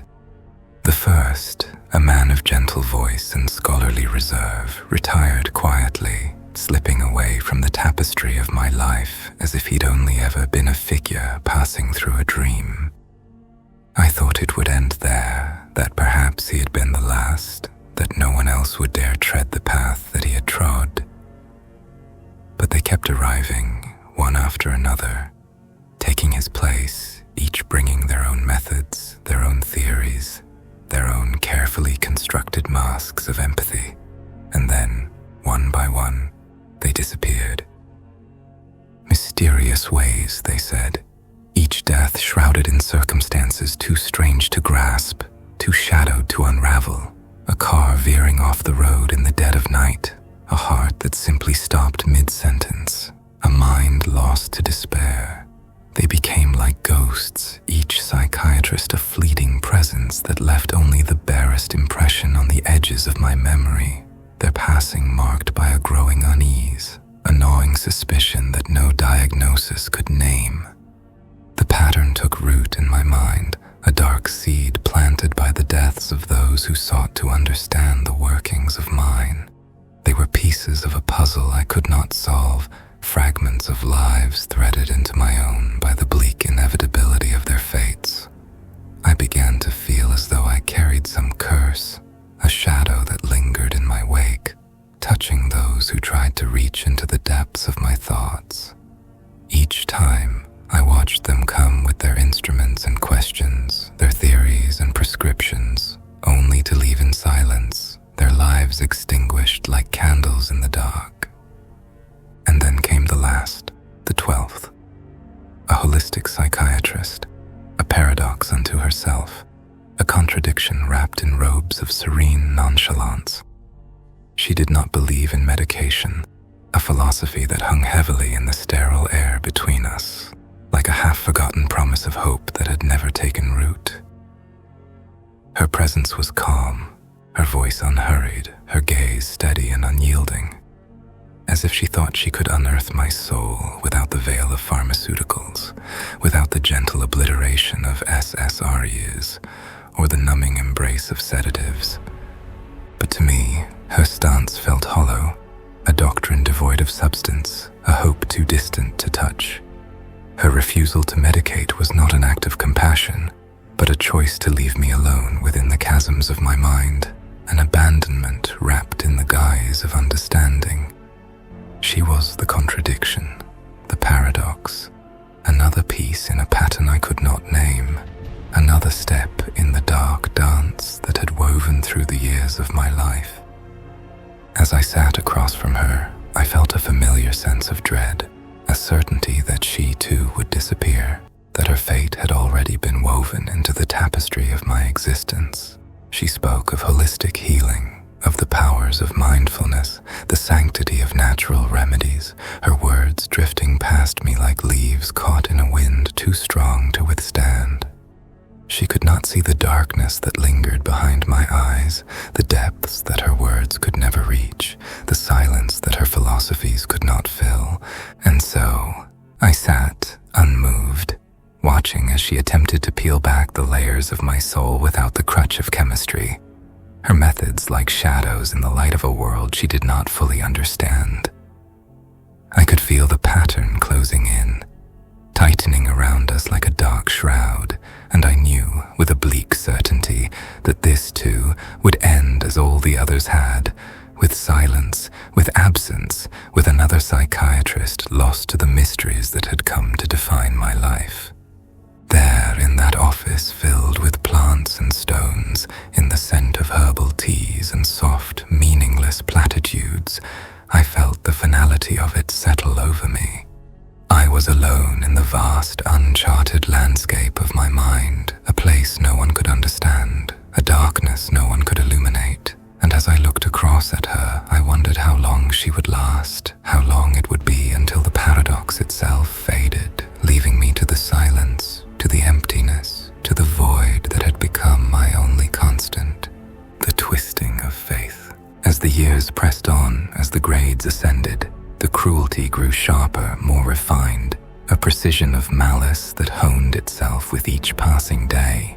School became a crucible where I was forged and reforged under the fires of scorn, a place that stripped away any illusion of safety, of solace. The mocking laughter that once filled the halls now became whispers, silent schemes woven behind my back, each one a thread in the tapestry of isolation that wrapped itself around me tighter with each passing year. What had once been the clumsy taunts of children evolved into sophisticated attacks, subtle words twisted like knives, glances that cut with a finesse only time could teach. They became masters of the art of belittlement, the teachers joining with the students in a dark alliance, a choreography of disdain. The same voices that spoke of compassion, of understanding, turned their scorn upon me, cloaked in the authority of education, masked by the thin veneer of professionalism. They were my judges, my jury, every day a new trial in a court where I was the eternal defendant, and the verdict was always guilty. In this isolation, I learned to speak in silence, to let my thoughts drift into the darkened space within my mind, a place where no one could reach, where I was free to be myself, if only in the confines of that silent fortress. I poured myself into the music, letting the notes fill the void where words failed, each melody a bridge to some distant, unreachable peace. The chords echoed within me, reverberating in the emptiness, a language that spoke to the parts of my soul that had long ago lost the will to speak aloud. The music became my solace, a private refuge, a place where I could hide from the scorn, the hatred, the weight of being unseen. And the cats, those quiet, gentle creatures, became my companions in the solitude. They would curl beside me, their warmth a balm against the cold that had settled deep within, their purring a reminder that somewhere, in this vast, desolate world, there existed a tenderness that did not ask for explanations, that did not demand I change. Their small, soft lives intertwined with mine in a way that no human life ever had, their presence a fleeting touch of comfort in a life defined by distance. But even in this fragile peace, even in the quiet companionship of my father and nephews, I felt the ache of disconnection, a yearning that could not be soothed by any earthly touch. It was as if there were a chasm within me, an endless void that swallowed all light, all warmth, leaving only a darkness that grew thicker with each breath, each heartbeat. Every attempt at love, at friendship, was a reminder of what I could never hold, a promise forever denied. The few fleeting moments of romance, those brief, fragile encounters, held a beauty so exquisite it was almost unbearable. In the gaze of a girl who seemed, just for a moment, to see beyond the mask, to glimpse the soul within, I felt the faintest spark of hope, a dream of connection that shimmered like the thinnest thread of gold in an endless expanse of gray. But these moments, so fragile, so tenuous, were torn apart by words that were not my own, twisted by those who took pleasure in my pain, by those who delighted in casting me as a monster, a threat, an anomaly to be shunned. I would watch as the warmth faded from her eyes, as the kindness turned cold, and I knew each time that I had been robbed once more, that another chance at belonging had been stripped from me, leaving only a deeper wound, a darker scar. They would whisper their lies, their stories crafted to feed the darkness, and I would stand, helpless, as I was transformed in her mind from a human to a shadow, from someone worthy of love to someone to be feared. I became the monster in their tales, the figure lurking in the corners, the specter whose very presence defiled the purity of their world. The word creep echoed in my mind, a brand seared into the fabric of my being, a mark that could not be erased. I became the freak, a creature defined by difference, shaped by the hands of those who had never known me, who had never tried. My existence was reduced to their cruel laughter, to their whispered slurs, to the image they had crafted, an image that bore no resemblance to the soul trapped within the prison of my own skin. Ultimately, I withdrew, deeper and deeper, each day another step into the shadows, each night a descent into the quiet despair that had become my only constant. I walked through life as though through a dream, my soul bound in chains forged of silence, my heart heavy with the weight of all that had been lost, all that had been taken. I moved through the world unseen, unheard, a figure draped in sorrow, a being defined by absence, by the spaces left empty, by the love that could never take root. The loneliness grew, a dark vine wrapping itself around my heart, tightening with each heartbeat, each breath, until it felt as though I were being slowly suffocated, not by the world around me, but by the emptiness within. I was haunted, not by ghosts, but by the absence of what could have been, by the friendships that never blossomed, by the love that had withered before it could bloom. In the dead of night, when all was still, I would lie awake, feeling the weight of the silence press upon me, a crushing force that seemed to seep into my very bones, filling me with a sorrow so profound it was as if I had been carved from it. I would think of the life I might have lived, the laughter that might have filled my days, the warmth of a hand in mine, the softness of a voice that spoke not with judgment, but with understanding. But these were dreams that faded with the dawn, shadows that dissolved in the harsh light of reality, leaving only the emptiness, the aching void that had become my only companion. I was left with nothing but the echoes of what had never been, the specters of hope that drifted through my mind, haunting me with visions of a life I would never know. And in that darkness, in that silence, I came to understand the true depth of my isolation, the vast, unbridgeable chasm that separated me from the world, a chasm carved not by my own hands, but by the cruelty of others, by the relentless march of years that had worn away at my soul, leaving it hollow, a vessel of sorrow adrift in an endless sea. I was alone, and I knew with a certainty that chilled me to the core that I would always always be alone, that the darkness was my only true companion, the silence my only refuge. I had become a creature of shadows, a soul wandering through a world that could never hold me, a heart that beat only in the quiet spaces where no one could hear, where no one could reach. And in that bleak, endless solitude, I found a strange, bitter peace, a surrender to the darkness that had always been there, waiting, a shadow that had claimed me from the beginning. The music was more than sound. It was a descent into realms beyond reason, a journey through caverns where light had never dared to tread. Each note, each chord, every mournful rise and fall of melody felt like the unraveling of my soul, exposing parts of myself I had long concealed, even from my own reflection. I drank deeply from this well of despair, as though within its hollow darkness lay some unutterable truth, a balm for wounds unseen but all-consuming. It was not merely a taste for tragedy, nor a simple craving for the melancholy.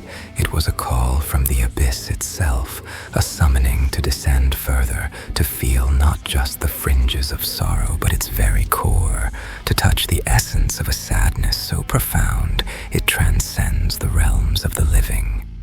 The weight of countless sonatas, the brutal grandeur of black metal symphonies, all imbued with pain and yearning.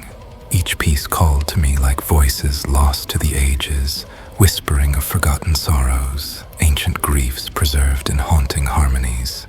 They resonated within my soul, like echoes reverberating through hollowed-out cathedrals, their walls blackened and crumbling with the passage of time.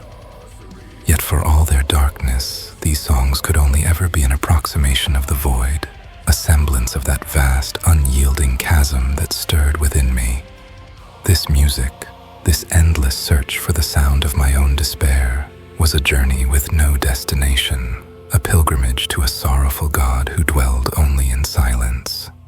At times it felt as though my soul had fused with this music, an inseparable bond between man and melody, as though my blood pulsed with these minor chords and unresolved dissonances.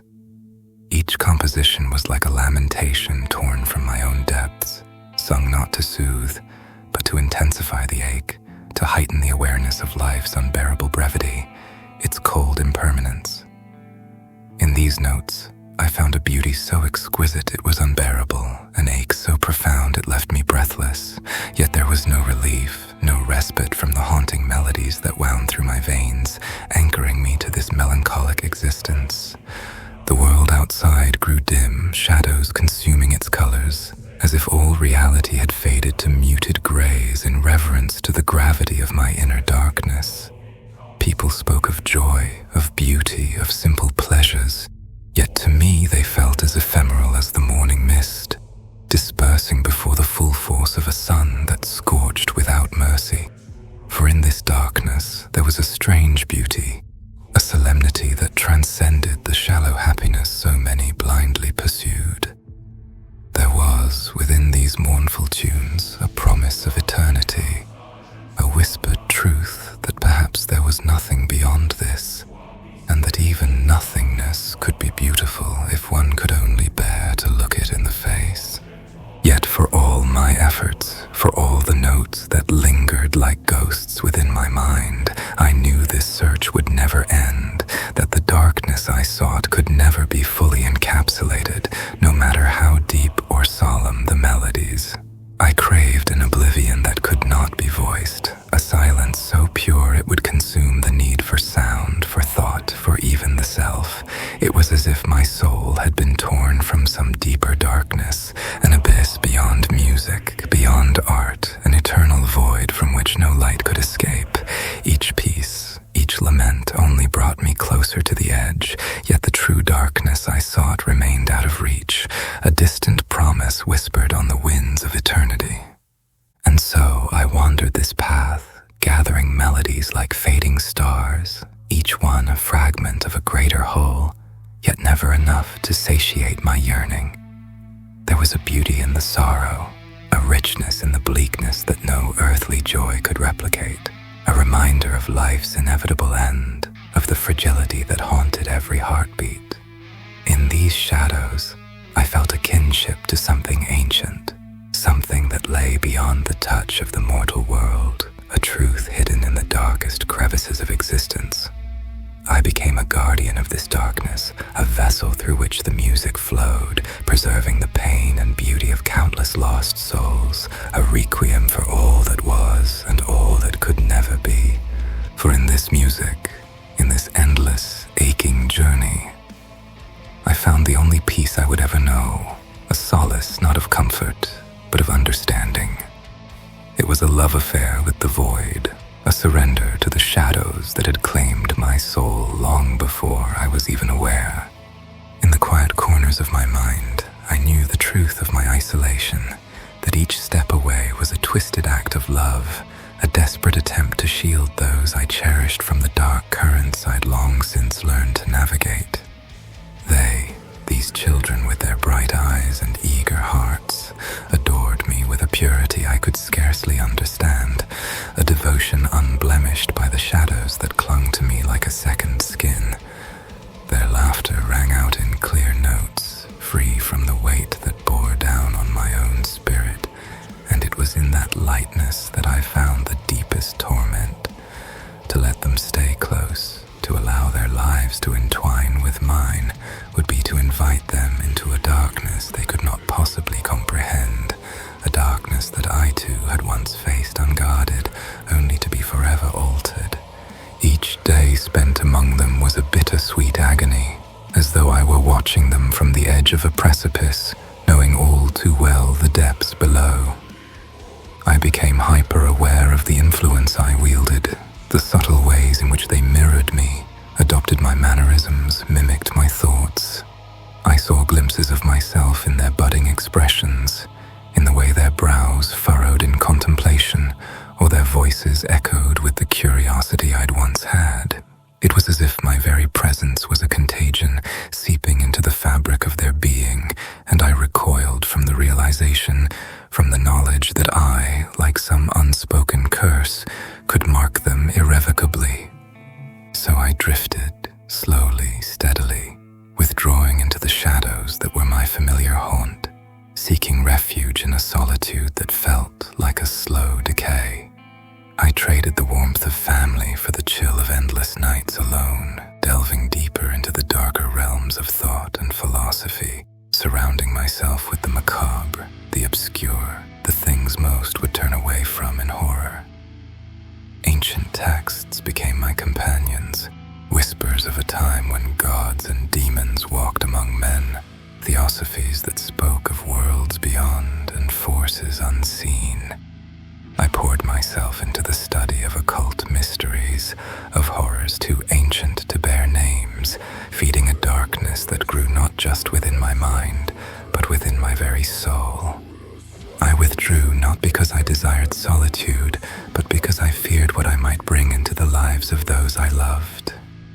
I feared the unseen seeds of cynicism and despair that might take root in their hearts should they follow me too closely. To shield them was to exile myself, to live in the periphery of life, an invisible guardian whose only offering was absence. The choice was both a liberation and a sentence, binding me to a fate where the comforts of companionship were replaced by a numbing silence, a heavy, unyielding quiet that hung in the air like mist upon a barren moor. Each step into solitude, each deliberate turn away from the warmth of my loved ones, felt like severing some intrinsic part of myself. In every retreat, there was a deeper descent into an inner wasteland, an exile I crafted with my own hands, a fortress of shadows erected not to keep others at bay, but to contain the storm that raged within. The ache of it hollowed me, gnawed at me, and yet I welcomed it like a familiar ghost, a reminder of the choice I made to protect them from myself. In my isolation, I became both the jailer and the prisoner, bound to an existence where joy was a faded memory, where even the light of day felt harsh and undeserved.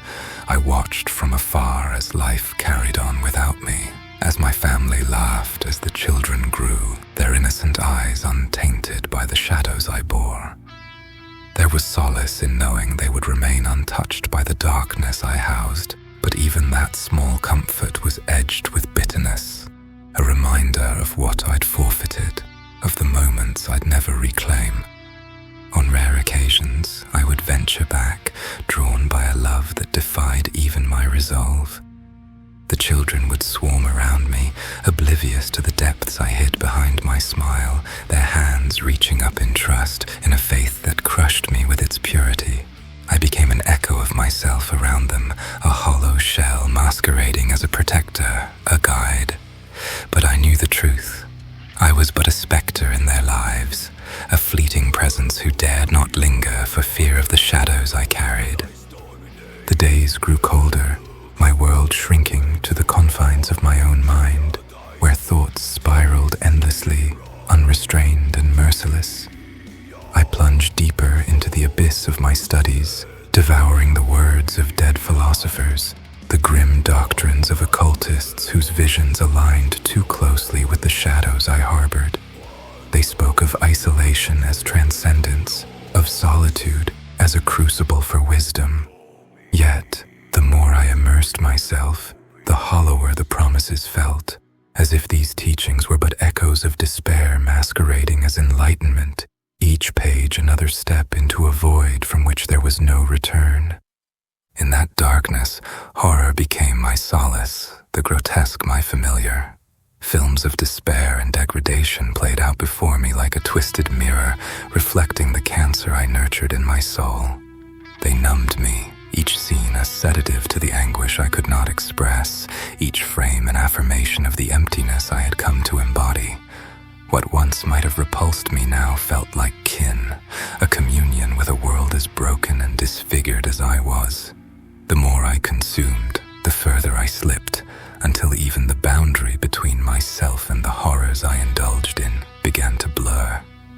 Games and films became a numbing salve, a fleeting distraction from the weight of my isolation. But even they, with their spectral thrills and shallow escapism, began to fade, leaving only an echo of satisfaction. There was no joy in these things, only a hollow repetition that left me further entrenched in my own melancholy, a cycle that spun without end. My mind was a battlefield where whispers of dread clawed their way to the surface, a haunting chorus that reminded me relentlessly of what I could never escape. My mind became a wasteland, poisoned by the very things I'd once feared, corroded by a self-inflicted plague. Yet I endured it, took it on willingly, for to be close to others, to let them see the depths within was unthinkable. My love for them, twisted though it was, demanded this sacrifice, a life lived in spectral isolation, a hollow existence of endless despair, endured so that they might walk in light unmarred by my darkness. But beneath the veneer of resignation lay a fury, a seething bitterness that churned like a hidden current. I had surrendered, yes, but in that surrender was a smoldering resentment, a sense of betrayal that none could see nor soothe. I was alone by choice, yet in that choice was the sting of abandonment, the grief of a soul that had condemned itself for the sake of others. It was a paradox that tore at me, that ate away at what little remained of my spirit, leaving behind only the faint, ragged edges of a man who once dared to love.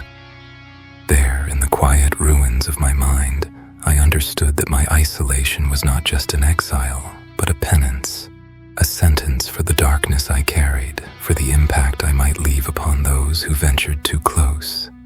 Coming of age, in 8th grade, the world softened just enough for me to feel the faintest pulse of belonging, a fragile thread of connection that, for the first time, felt almost real.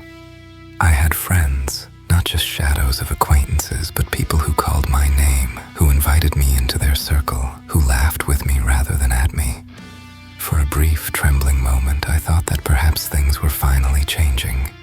But even then, a quiet emptiness lingered, a whisper of doubt, a reminder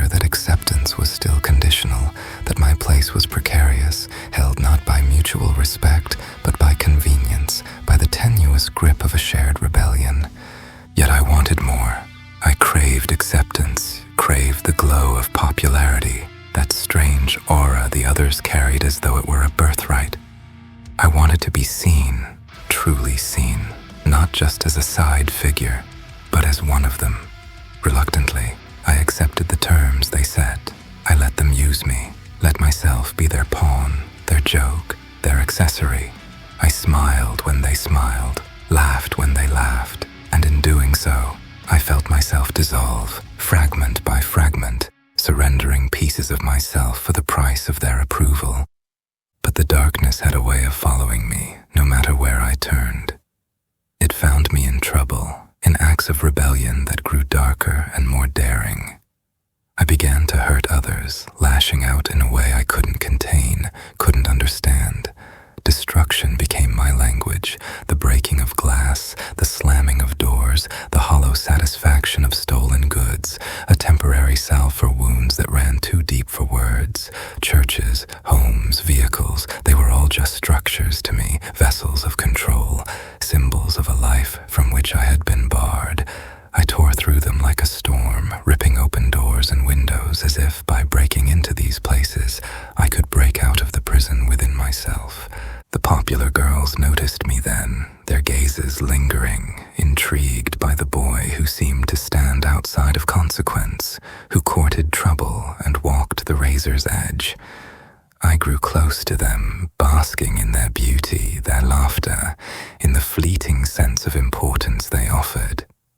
They were beautiful, the kind of beauty that lights up a room, that bends the world to its will, and for a moment, I felt like I might belong to that world, that if I played my part, if I could just hold on to this fragile thread, I might finally be enough.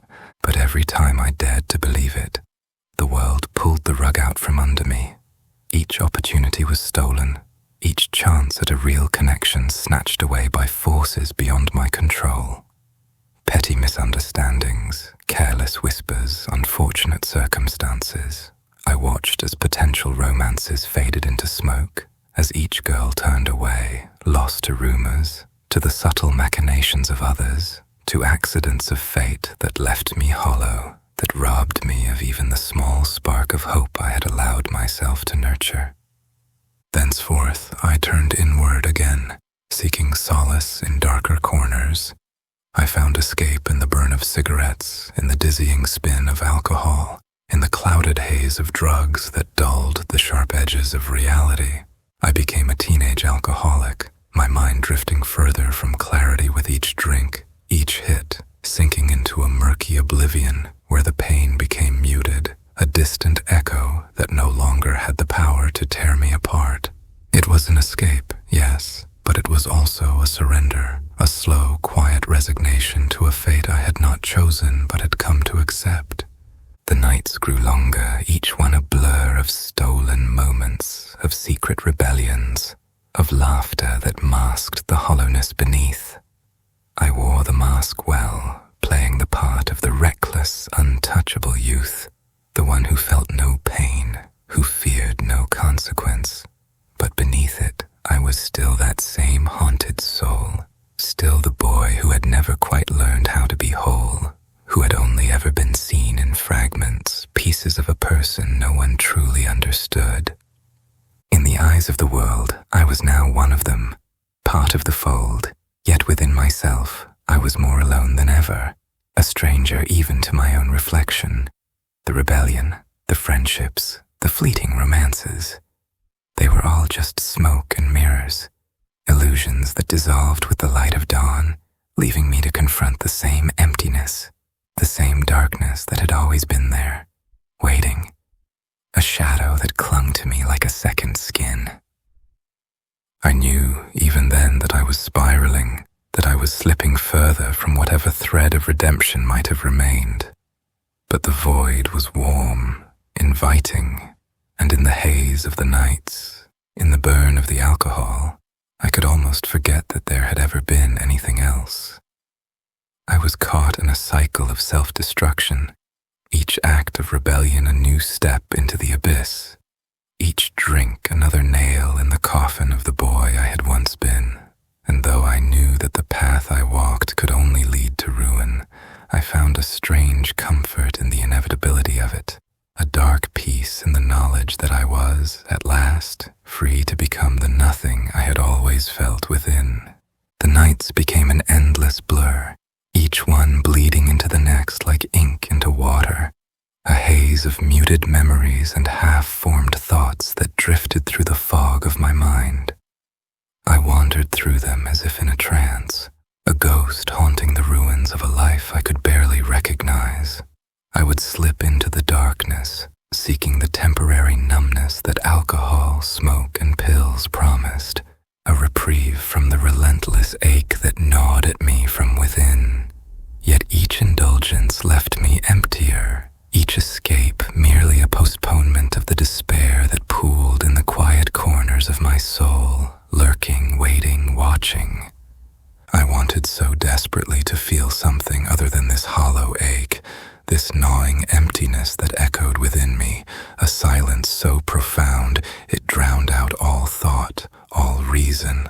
But everything I grasped slipped through my fingers, every momentary pleasure dissolved into a new shade of pain, leaving behind only the stark, unyielding reality of my own solitude. I was surrounded by people, by faces that laughed and smiled, by voices that rose in celebration and camaraderie, but they were like shadows on the wall, their warmth a mirage I could see but never touch. I was alone, even among the throng, a solitary figure adrift in a sea of indifferent faces, a stranger even to myself. In those brief, fleeting moments of clarity, I would see myself as they saw me, a figure of excess, of recklessness, of a life spiraling out of control. And yet, even as I watched myself slip further into the void, I felt a strange, dark satisfaction, a grim fulfillment in the knowledge that I was becoming what they had always expected me to be. The freak, the rebel, the lost cause. It was a role I had not chosen, but one I could no longer escape, a fate that had woven itself into the very fabric of my being. I became the darkness they whispered of, the shadow in the corner, the one whose name held a weight they could not name, a dread they could not fathom. The friendships, the fleeting romances were like embers in a dying fire, bright for a moment, but destined to fade into ashes. I would let myself believe, if only for a heartbeat, that perhaps this time it would be different, that perhaps this girl, this friend, might see past the facade, might glimpse the fractured soul beneath the surface. But each time the story played out the same. Whispers spread, stories twisted, and soon enough they would pull away, retreating back into the fold, leaving me once more on the outside, watching as they disappeared into the warmth I could never reach. The nights grew darker, the days colder, and I felt myself drifting further from anything resembling a future. I was lost, unmoored, floating through the spaces of my own life like a ghost, an echo of a person who had never quite learned how to be real. I became an expert in self-destruction, a master of the art of forgetting, of letting each drink, each drag, each pill pull me deeper into the oblivion where nothing mattered, where pain and joy, fear and hope all dissolved into the same dark fog. It was easier that way, easier to lose myself in the numbness, to surrender to the darkness that had always been there, lurking just beyond the edge of my vision, waiting for me to stumble, to fall. And in the quiet hours when the haze lifted, I would lie alone in the dark, my thoughts drifting to the life I might have known, the person I might have become. I would picture myself in some distant, unattainable future, a life where I was whole, where the laughter was not tainted by cruelty, where the love was not twisted into something unrecognizable. But these dreams were nothing more than shadows, illusions conjured by a mind too tired to resist, too broken to hope. They faded with the dawn, leaving me with the familiar ache, the heavy, unyielding weight of knowing that I was lost to myself, a stranger in my own skin, a soul adrift in a world that had no place for me. How many times have I gazed upon the pallid faces of the departed, their eyes closed forever against the weight of a world they could no longer bear, had become as hollow as the silence that fills the air in the wake of their passing. How many times have I stood beside the graves, cold earth beneath me, the scent of decay lingering, the mourner's eyes glazed with grief. Funerals blend into each other, each procession an echo, each eulogy another whisper in the darkness, a monotony of sorrow that strips even death of its distinction. The faces change, yet the essence remains, the interminable bleakness, the unspoken despair that fills the empty spaces they leave behind. And the suicides, those haunt more cruelly, lingering like shadows in the mind, for these are not the dead merely claimed by fate or illness, but by the weight of life itself. How many bodies have I found, broken and still, the remnants of souls that once burned bright, but, consumed by darkness, were snuffed out by their own hands. Each scene plays itself anew in my memory, the rooms quiet and lifeless, as though even time had retreated in mourning. Letters left behind, fragile words etched in trembling hands, attempting to explain the inexplicable, to make sense of the despair that had gripped them. I have read those final words, felt their hopelessness as if it were my own, and known the helplessness that writhes within the heart, knowing nothing could save them, not love, not reason, not even their own strength. Then there are the murders. They are not simply deaths. They are ruptures in the very fabric of existence, the violent theft of life by hands wrought in fury. I have walked through the remnants of those final moments, seen the walls painted with fear and betrayal, a testament to the twisted shadows that dwell within the hearts of men. I have traced the bloodstains, followed the trail of violence that winds through lives shattered and left in fragments, and I am struck by the cruelty of it, by the dark irony of survival, as those left behind grapple with memories that become like daggers in the quiet hours. The stories confound and appall, each a reminder that there is no depth to which the human spirit cannot descend, no boundary to the shadows it can cast. In these moments, there is no solace, only a deep and unyielding sorrow, a weight that settles over the soul and remains. I carry them all within me, the fallen, the forsaken, the stolen, and they linger, their presence as heavy as the graves that bind them to the earth. There is no redemption in their passing, no cleansing in the rain that falls upon their resting places. Only the gnawing ache of loss, the hollow reminder that life itself is a fragile thing, easily broken, easily lost, and often taken far too soon. They haunt me, these dead, these souls lost to despair and violence. In my mind they drift like specters, whispering of all they might have been, of dreams cut short and futures denied.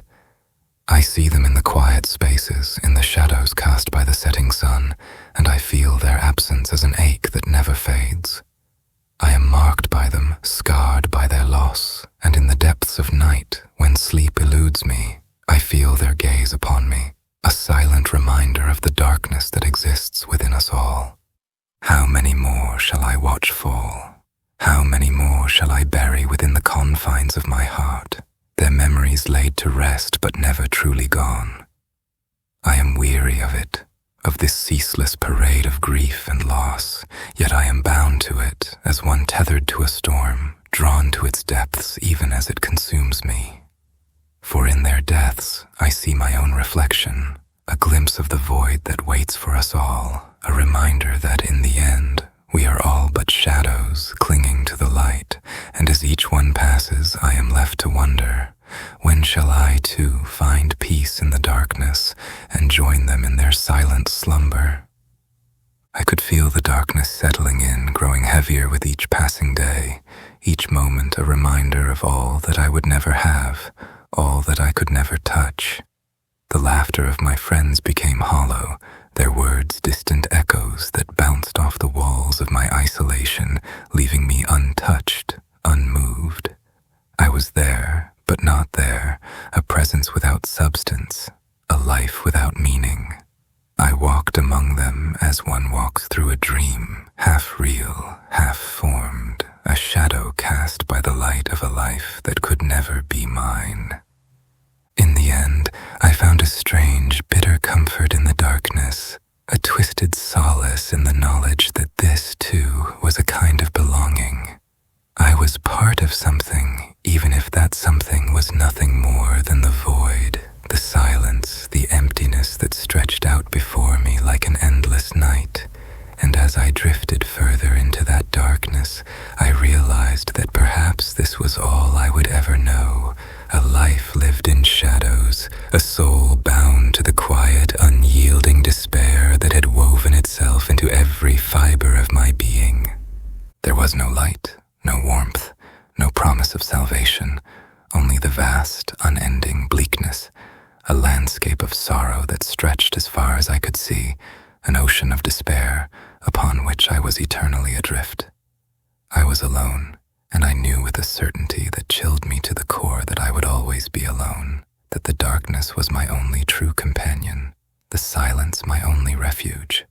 And in that bleak, endless solitude, I found a strange, bitter peace, a surrender to the darkness that had always been there, waiting, a shadow that had claimed me from the beginning.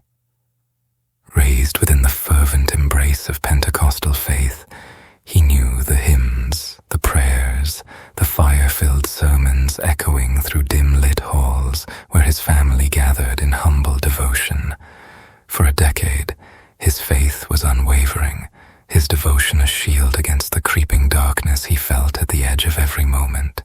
He prayed fervently, believed fully, and sought solace in the promises of salvation, in the love and mercy he was taught to believe lay beyond the struggles of this world.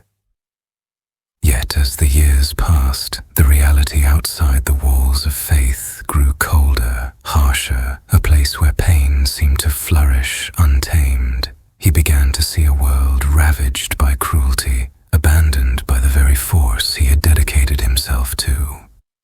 As tragedy upon tragedy stacked against him, doubt seeped into his thoughts, a shadow, subtle but consuming, creeping into the spaces where certainty once dwelled. He questioned the promises of justice and mercy, and in the quiet recesses of his heart, he wondered if the God he had devoted his life to had abandoned him, or was even listening at all. His prayers grew hollow, words echoing back at him without comfort, and soon the faith that once bound him began to fray. The stories he once clung to for strength became bitter. The sermons that once stirred him with hope now left him empty. Each unanswered prayer felt like a betrayal, and each fresh blow from the world chipped away at his devotion. The cruelty he saw seemed to mock his beliefs. The suffering he endured appeared without redemption, and in his heart he wondered if a God so distant and indifferent was worth his worship. So slowly he loosened his grip on the faith he'd held for so long. The light that once guided him dimmed, replaced by a darkness he wore with a kind of resignation. The questions he once feared to ask now lingered openly, their weight heavy yet familiar, and he drifted into a silent rebellion, a quiet refusal to bow before a deity that had left him to navigate the world alone. He began to notice the subtle manipulation in the words of pastors, the way their voices rose and fell with an orchestrated intensity, emphasizing letters in the names that held power. J in Jesus, I in Israel, G in God, H in Holy. It was a rhythm, a cadence crafted to pull at the heartstrings, to incite fervor, but it felt manufactured, hollow, designed not for truth, but for appeal. He saw beyond the polished sermons, beyond the smiling faces and raised hands, and into the vast machinery that lay beneath, a machinery fueled by billions, lobbying and funding causes at odds with the very principles they claimed to uphold. The irony and hypocrisy became unbearable. He watched as non-profit empires accumulated wealth, channeling funds into agendas of apartheid and veiled acts of aggression churches and religious organizations pledging undivided loyalty to a distant flag and an ideology, one that twisted patriotism into a narrow nationalism draped in the guise of righteousness. Leader after leader bowed not to universal ideals of justice or peace, but to an alliance that set fealty to foreign interests above the needs of their own.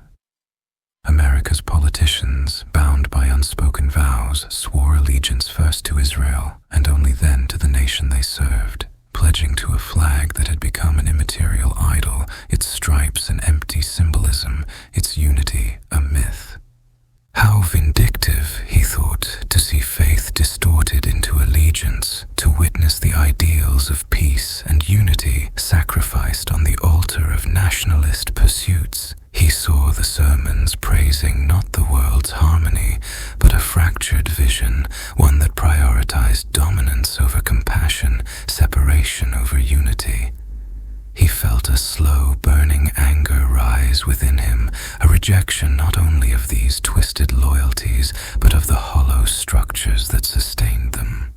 "I forsake the Judeo-Christian God, America and Israel," he resolved, casting aside the weight of expectations and the demands of fealty that had once bound him. In secrecy, he continued to adherence to his Luciferian theosophical principles in worshipping the One, unparalleled and immutable, religiously and dogmatically.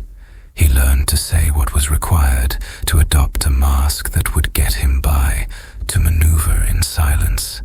And behind this mask, he began to nurture his vision, a quiet rebellion hidden within the confines of his own mind, waiting for the day he could offer true freedom and equity, unclouded by the divisive banners and allegiances of the past. Fatalistic determinacy.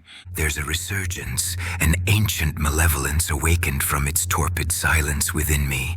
For years it lay dormant, a shadowed beast at rest, chained to the fathomless depths of my soul. Yet now it stirs, roused by the tremors of fate, rekindling like a storm upon a windless sea. My loved ones, those I cherished with fierce loyalty, are slipping through the grasp of my once steadfast hands. One by one they wane as stars drowned in the vast oblivion. All that God once bestowed upon me, these precious lights, are dimming before my very eyes. Shadows surround me, not with gentle encroachment, but with an unleashed fury, swelling and advancing, as if fate itself conspires, etching its bleak course upon the fabric of my destiny. I have come to believe that I am not merely ensnared by circumstance. I am chosen, a vessel ordained for some dark revivalism, a greatness imbued with the harrowing chill of the grave. It crushes me, this grim inheritance, yet what course remains to me? I drift, unmoored and indifferent, harboring a loathing for mankind tempered only by my care for the innocent, those untouched by life's devouring cynicism, the animals, the young. As for my parents, once the pillars of my world, they too are distanced from me. My father, my mother, my nephews, all are slipping into a void that I cannot breach. I shall rise, as darkness itself has risen. Though I resist, though I ache to rebuff this pull, there is something within me, a hunger unbidden, a yearning that strains towards the dark. Yet, it is a hunger that can only be sated through a kind of absolution, a redemption that seems unreachable. Time marches onward, indifferent and relentless. Its pulse beats with the rhythm of a judgment yet to come. My days of joy, the innocence of life unburdened by sorrow, have passed. Now the hour of despair and of death without end draws near. It was not by deeds, nor by lapses in faith that my condemnation was cast. It was by the ceaseless whisperings of my own thoughts, by the ideals I held as gospel. They condemned me, those relentless convictions, dark and unforgiving, bearing justice wrapped in hatred, a loathing both frigid and infernal. My strength was my curse, an unyielding hatred that surged within me, shaping me into a creature without fear, a man whom no no earthly foe could subdue. I feared nothing of flesh or spirit. I fought, I conquered. There was no soul who could lay me low. When faced by adversaries greater in number, stronger in might, they faltered under my gaze, undone by the darkness which seeped from my spirit, implacable as the void. With naught but my glare, I shattered their resolve. When words failed, my body spoke, an instrument of wrath. I would deliver upon them such violence, such absolute force, that even their bones bore the mark of my rage. That dark night. This descent began on a night touched by autumn's chill. My mother, ever watchful, took me to that loathed institution, a high school where futures were cast as coins into a well. After the rituals of orientation, she mingled, engaged in small talk with an old acquaintance. I stood alone, adrift in an ocean of strangers, anxiety clawing at me, the old wounds of abuse reopening like the festering ache of a phantom limb. And then he appeared, the tormentor who haunted my every waking thought, flanked by his followers. They surrounded me, an unholy circle of malice, pushing, shoving, stripping me of my dignity with each sneer and jeer. Their hands left marks upon my skin, but their words left deeper wounds, tearing at the fiber of my worth. My mother found me later, oblivious to my bruised spirit, as they mocked her, mocked me. I endured, silent and seething, for what words could convey the pain within? When I left her to walk alone, it was down a path devoid of light, a night so black it seemed as if the stars themselves had turned from me. At the end of that street, I fell to my knees, a wretched soul bared to the unforgiving heavens.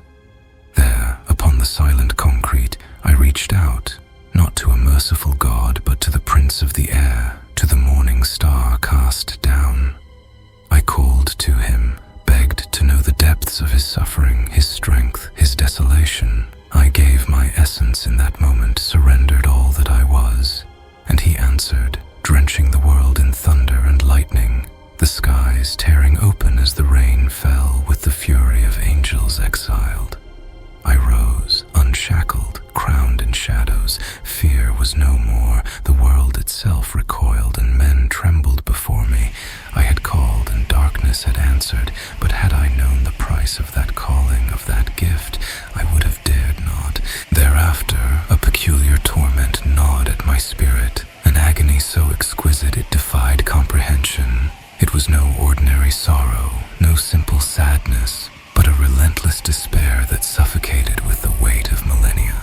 Music became my balm, dark hymns to match the pulse of my unrest. I scoured the earth for sounds as bleak as my heart, songs that could plunge into the depths as I had, and for a time they sustained me, yet no song, no melody could fill the void.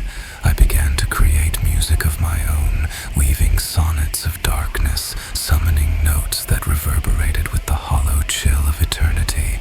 It was not enough, it could never be enough. Nothing could satiate the longing, that black abyss within me. Each breath was agony, each heartbeat a hollow echo of what I once was. I carry this burden, this insufferable weight of a world collapsing inward, as if I bear the sins of ages upon my shoulders.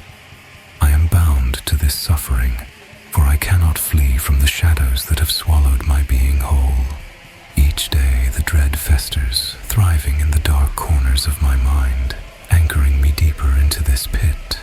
I am tethered to the abyss, unable to breathe, unable to escape, bound to an agony as timeless as the universe itself. There is no liberation from this, no salvation to be found. I am darkness, and darkness is me. We are inseparable, bound inextricably. So now, behold this final descent, the acceptance of my damnation, of the path I tread. A chalice of heresy clutched within my hand, I drink, and as the shadow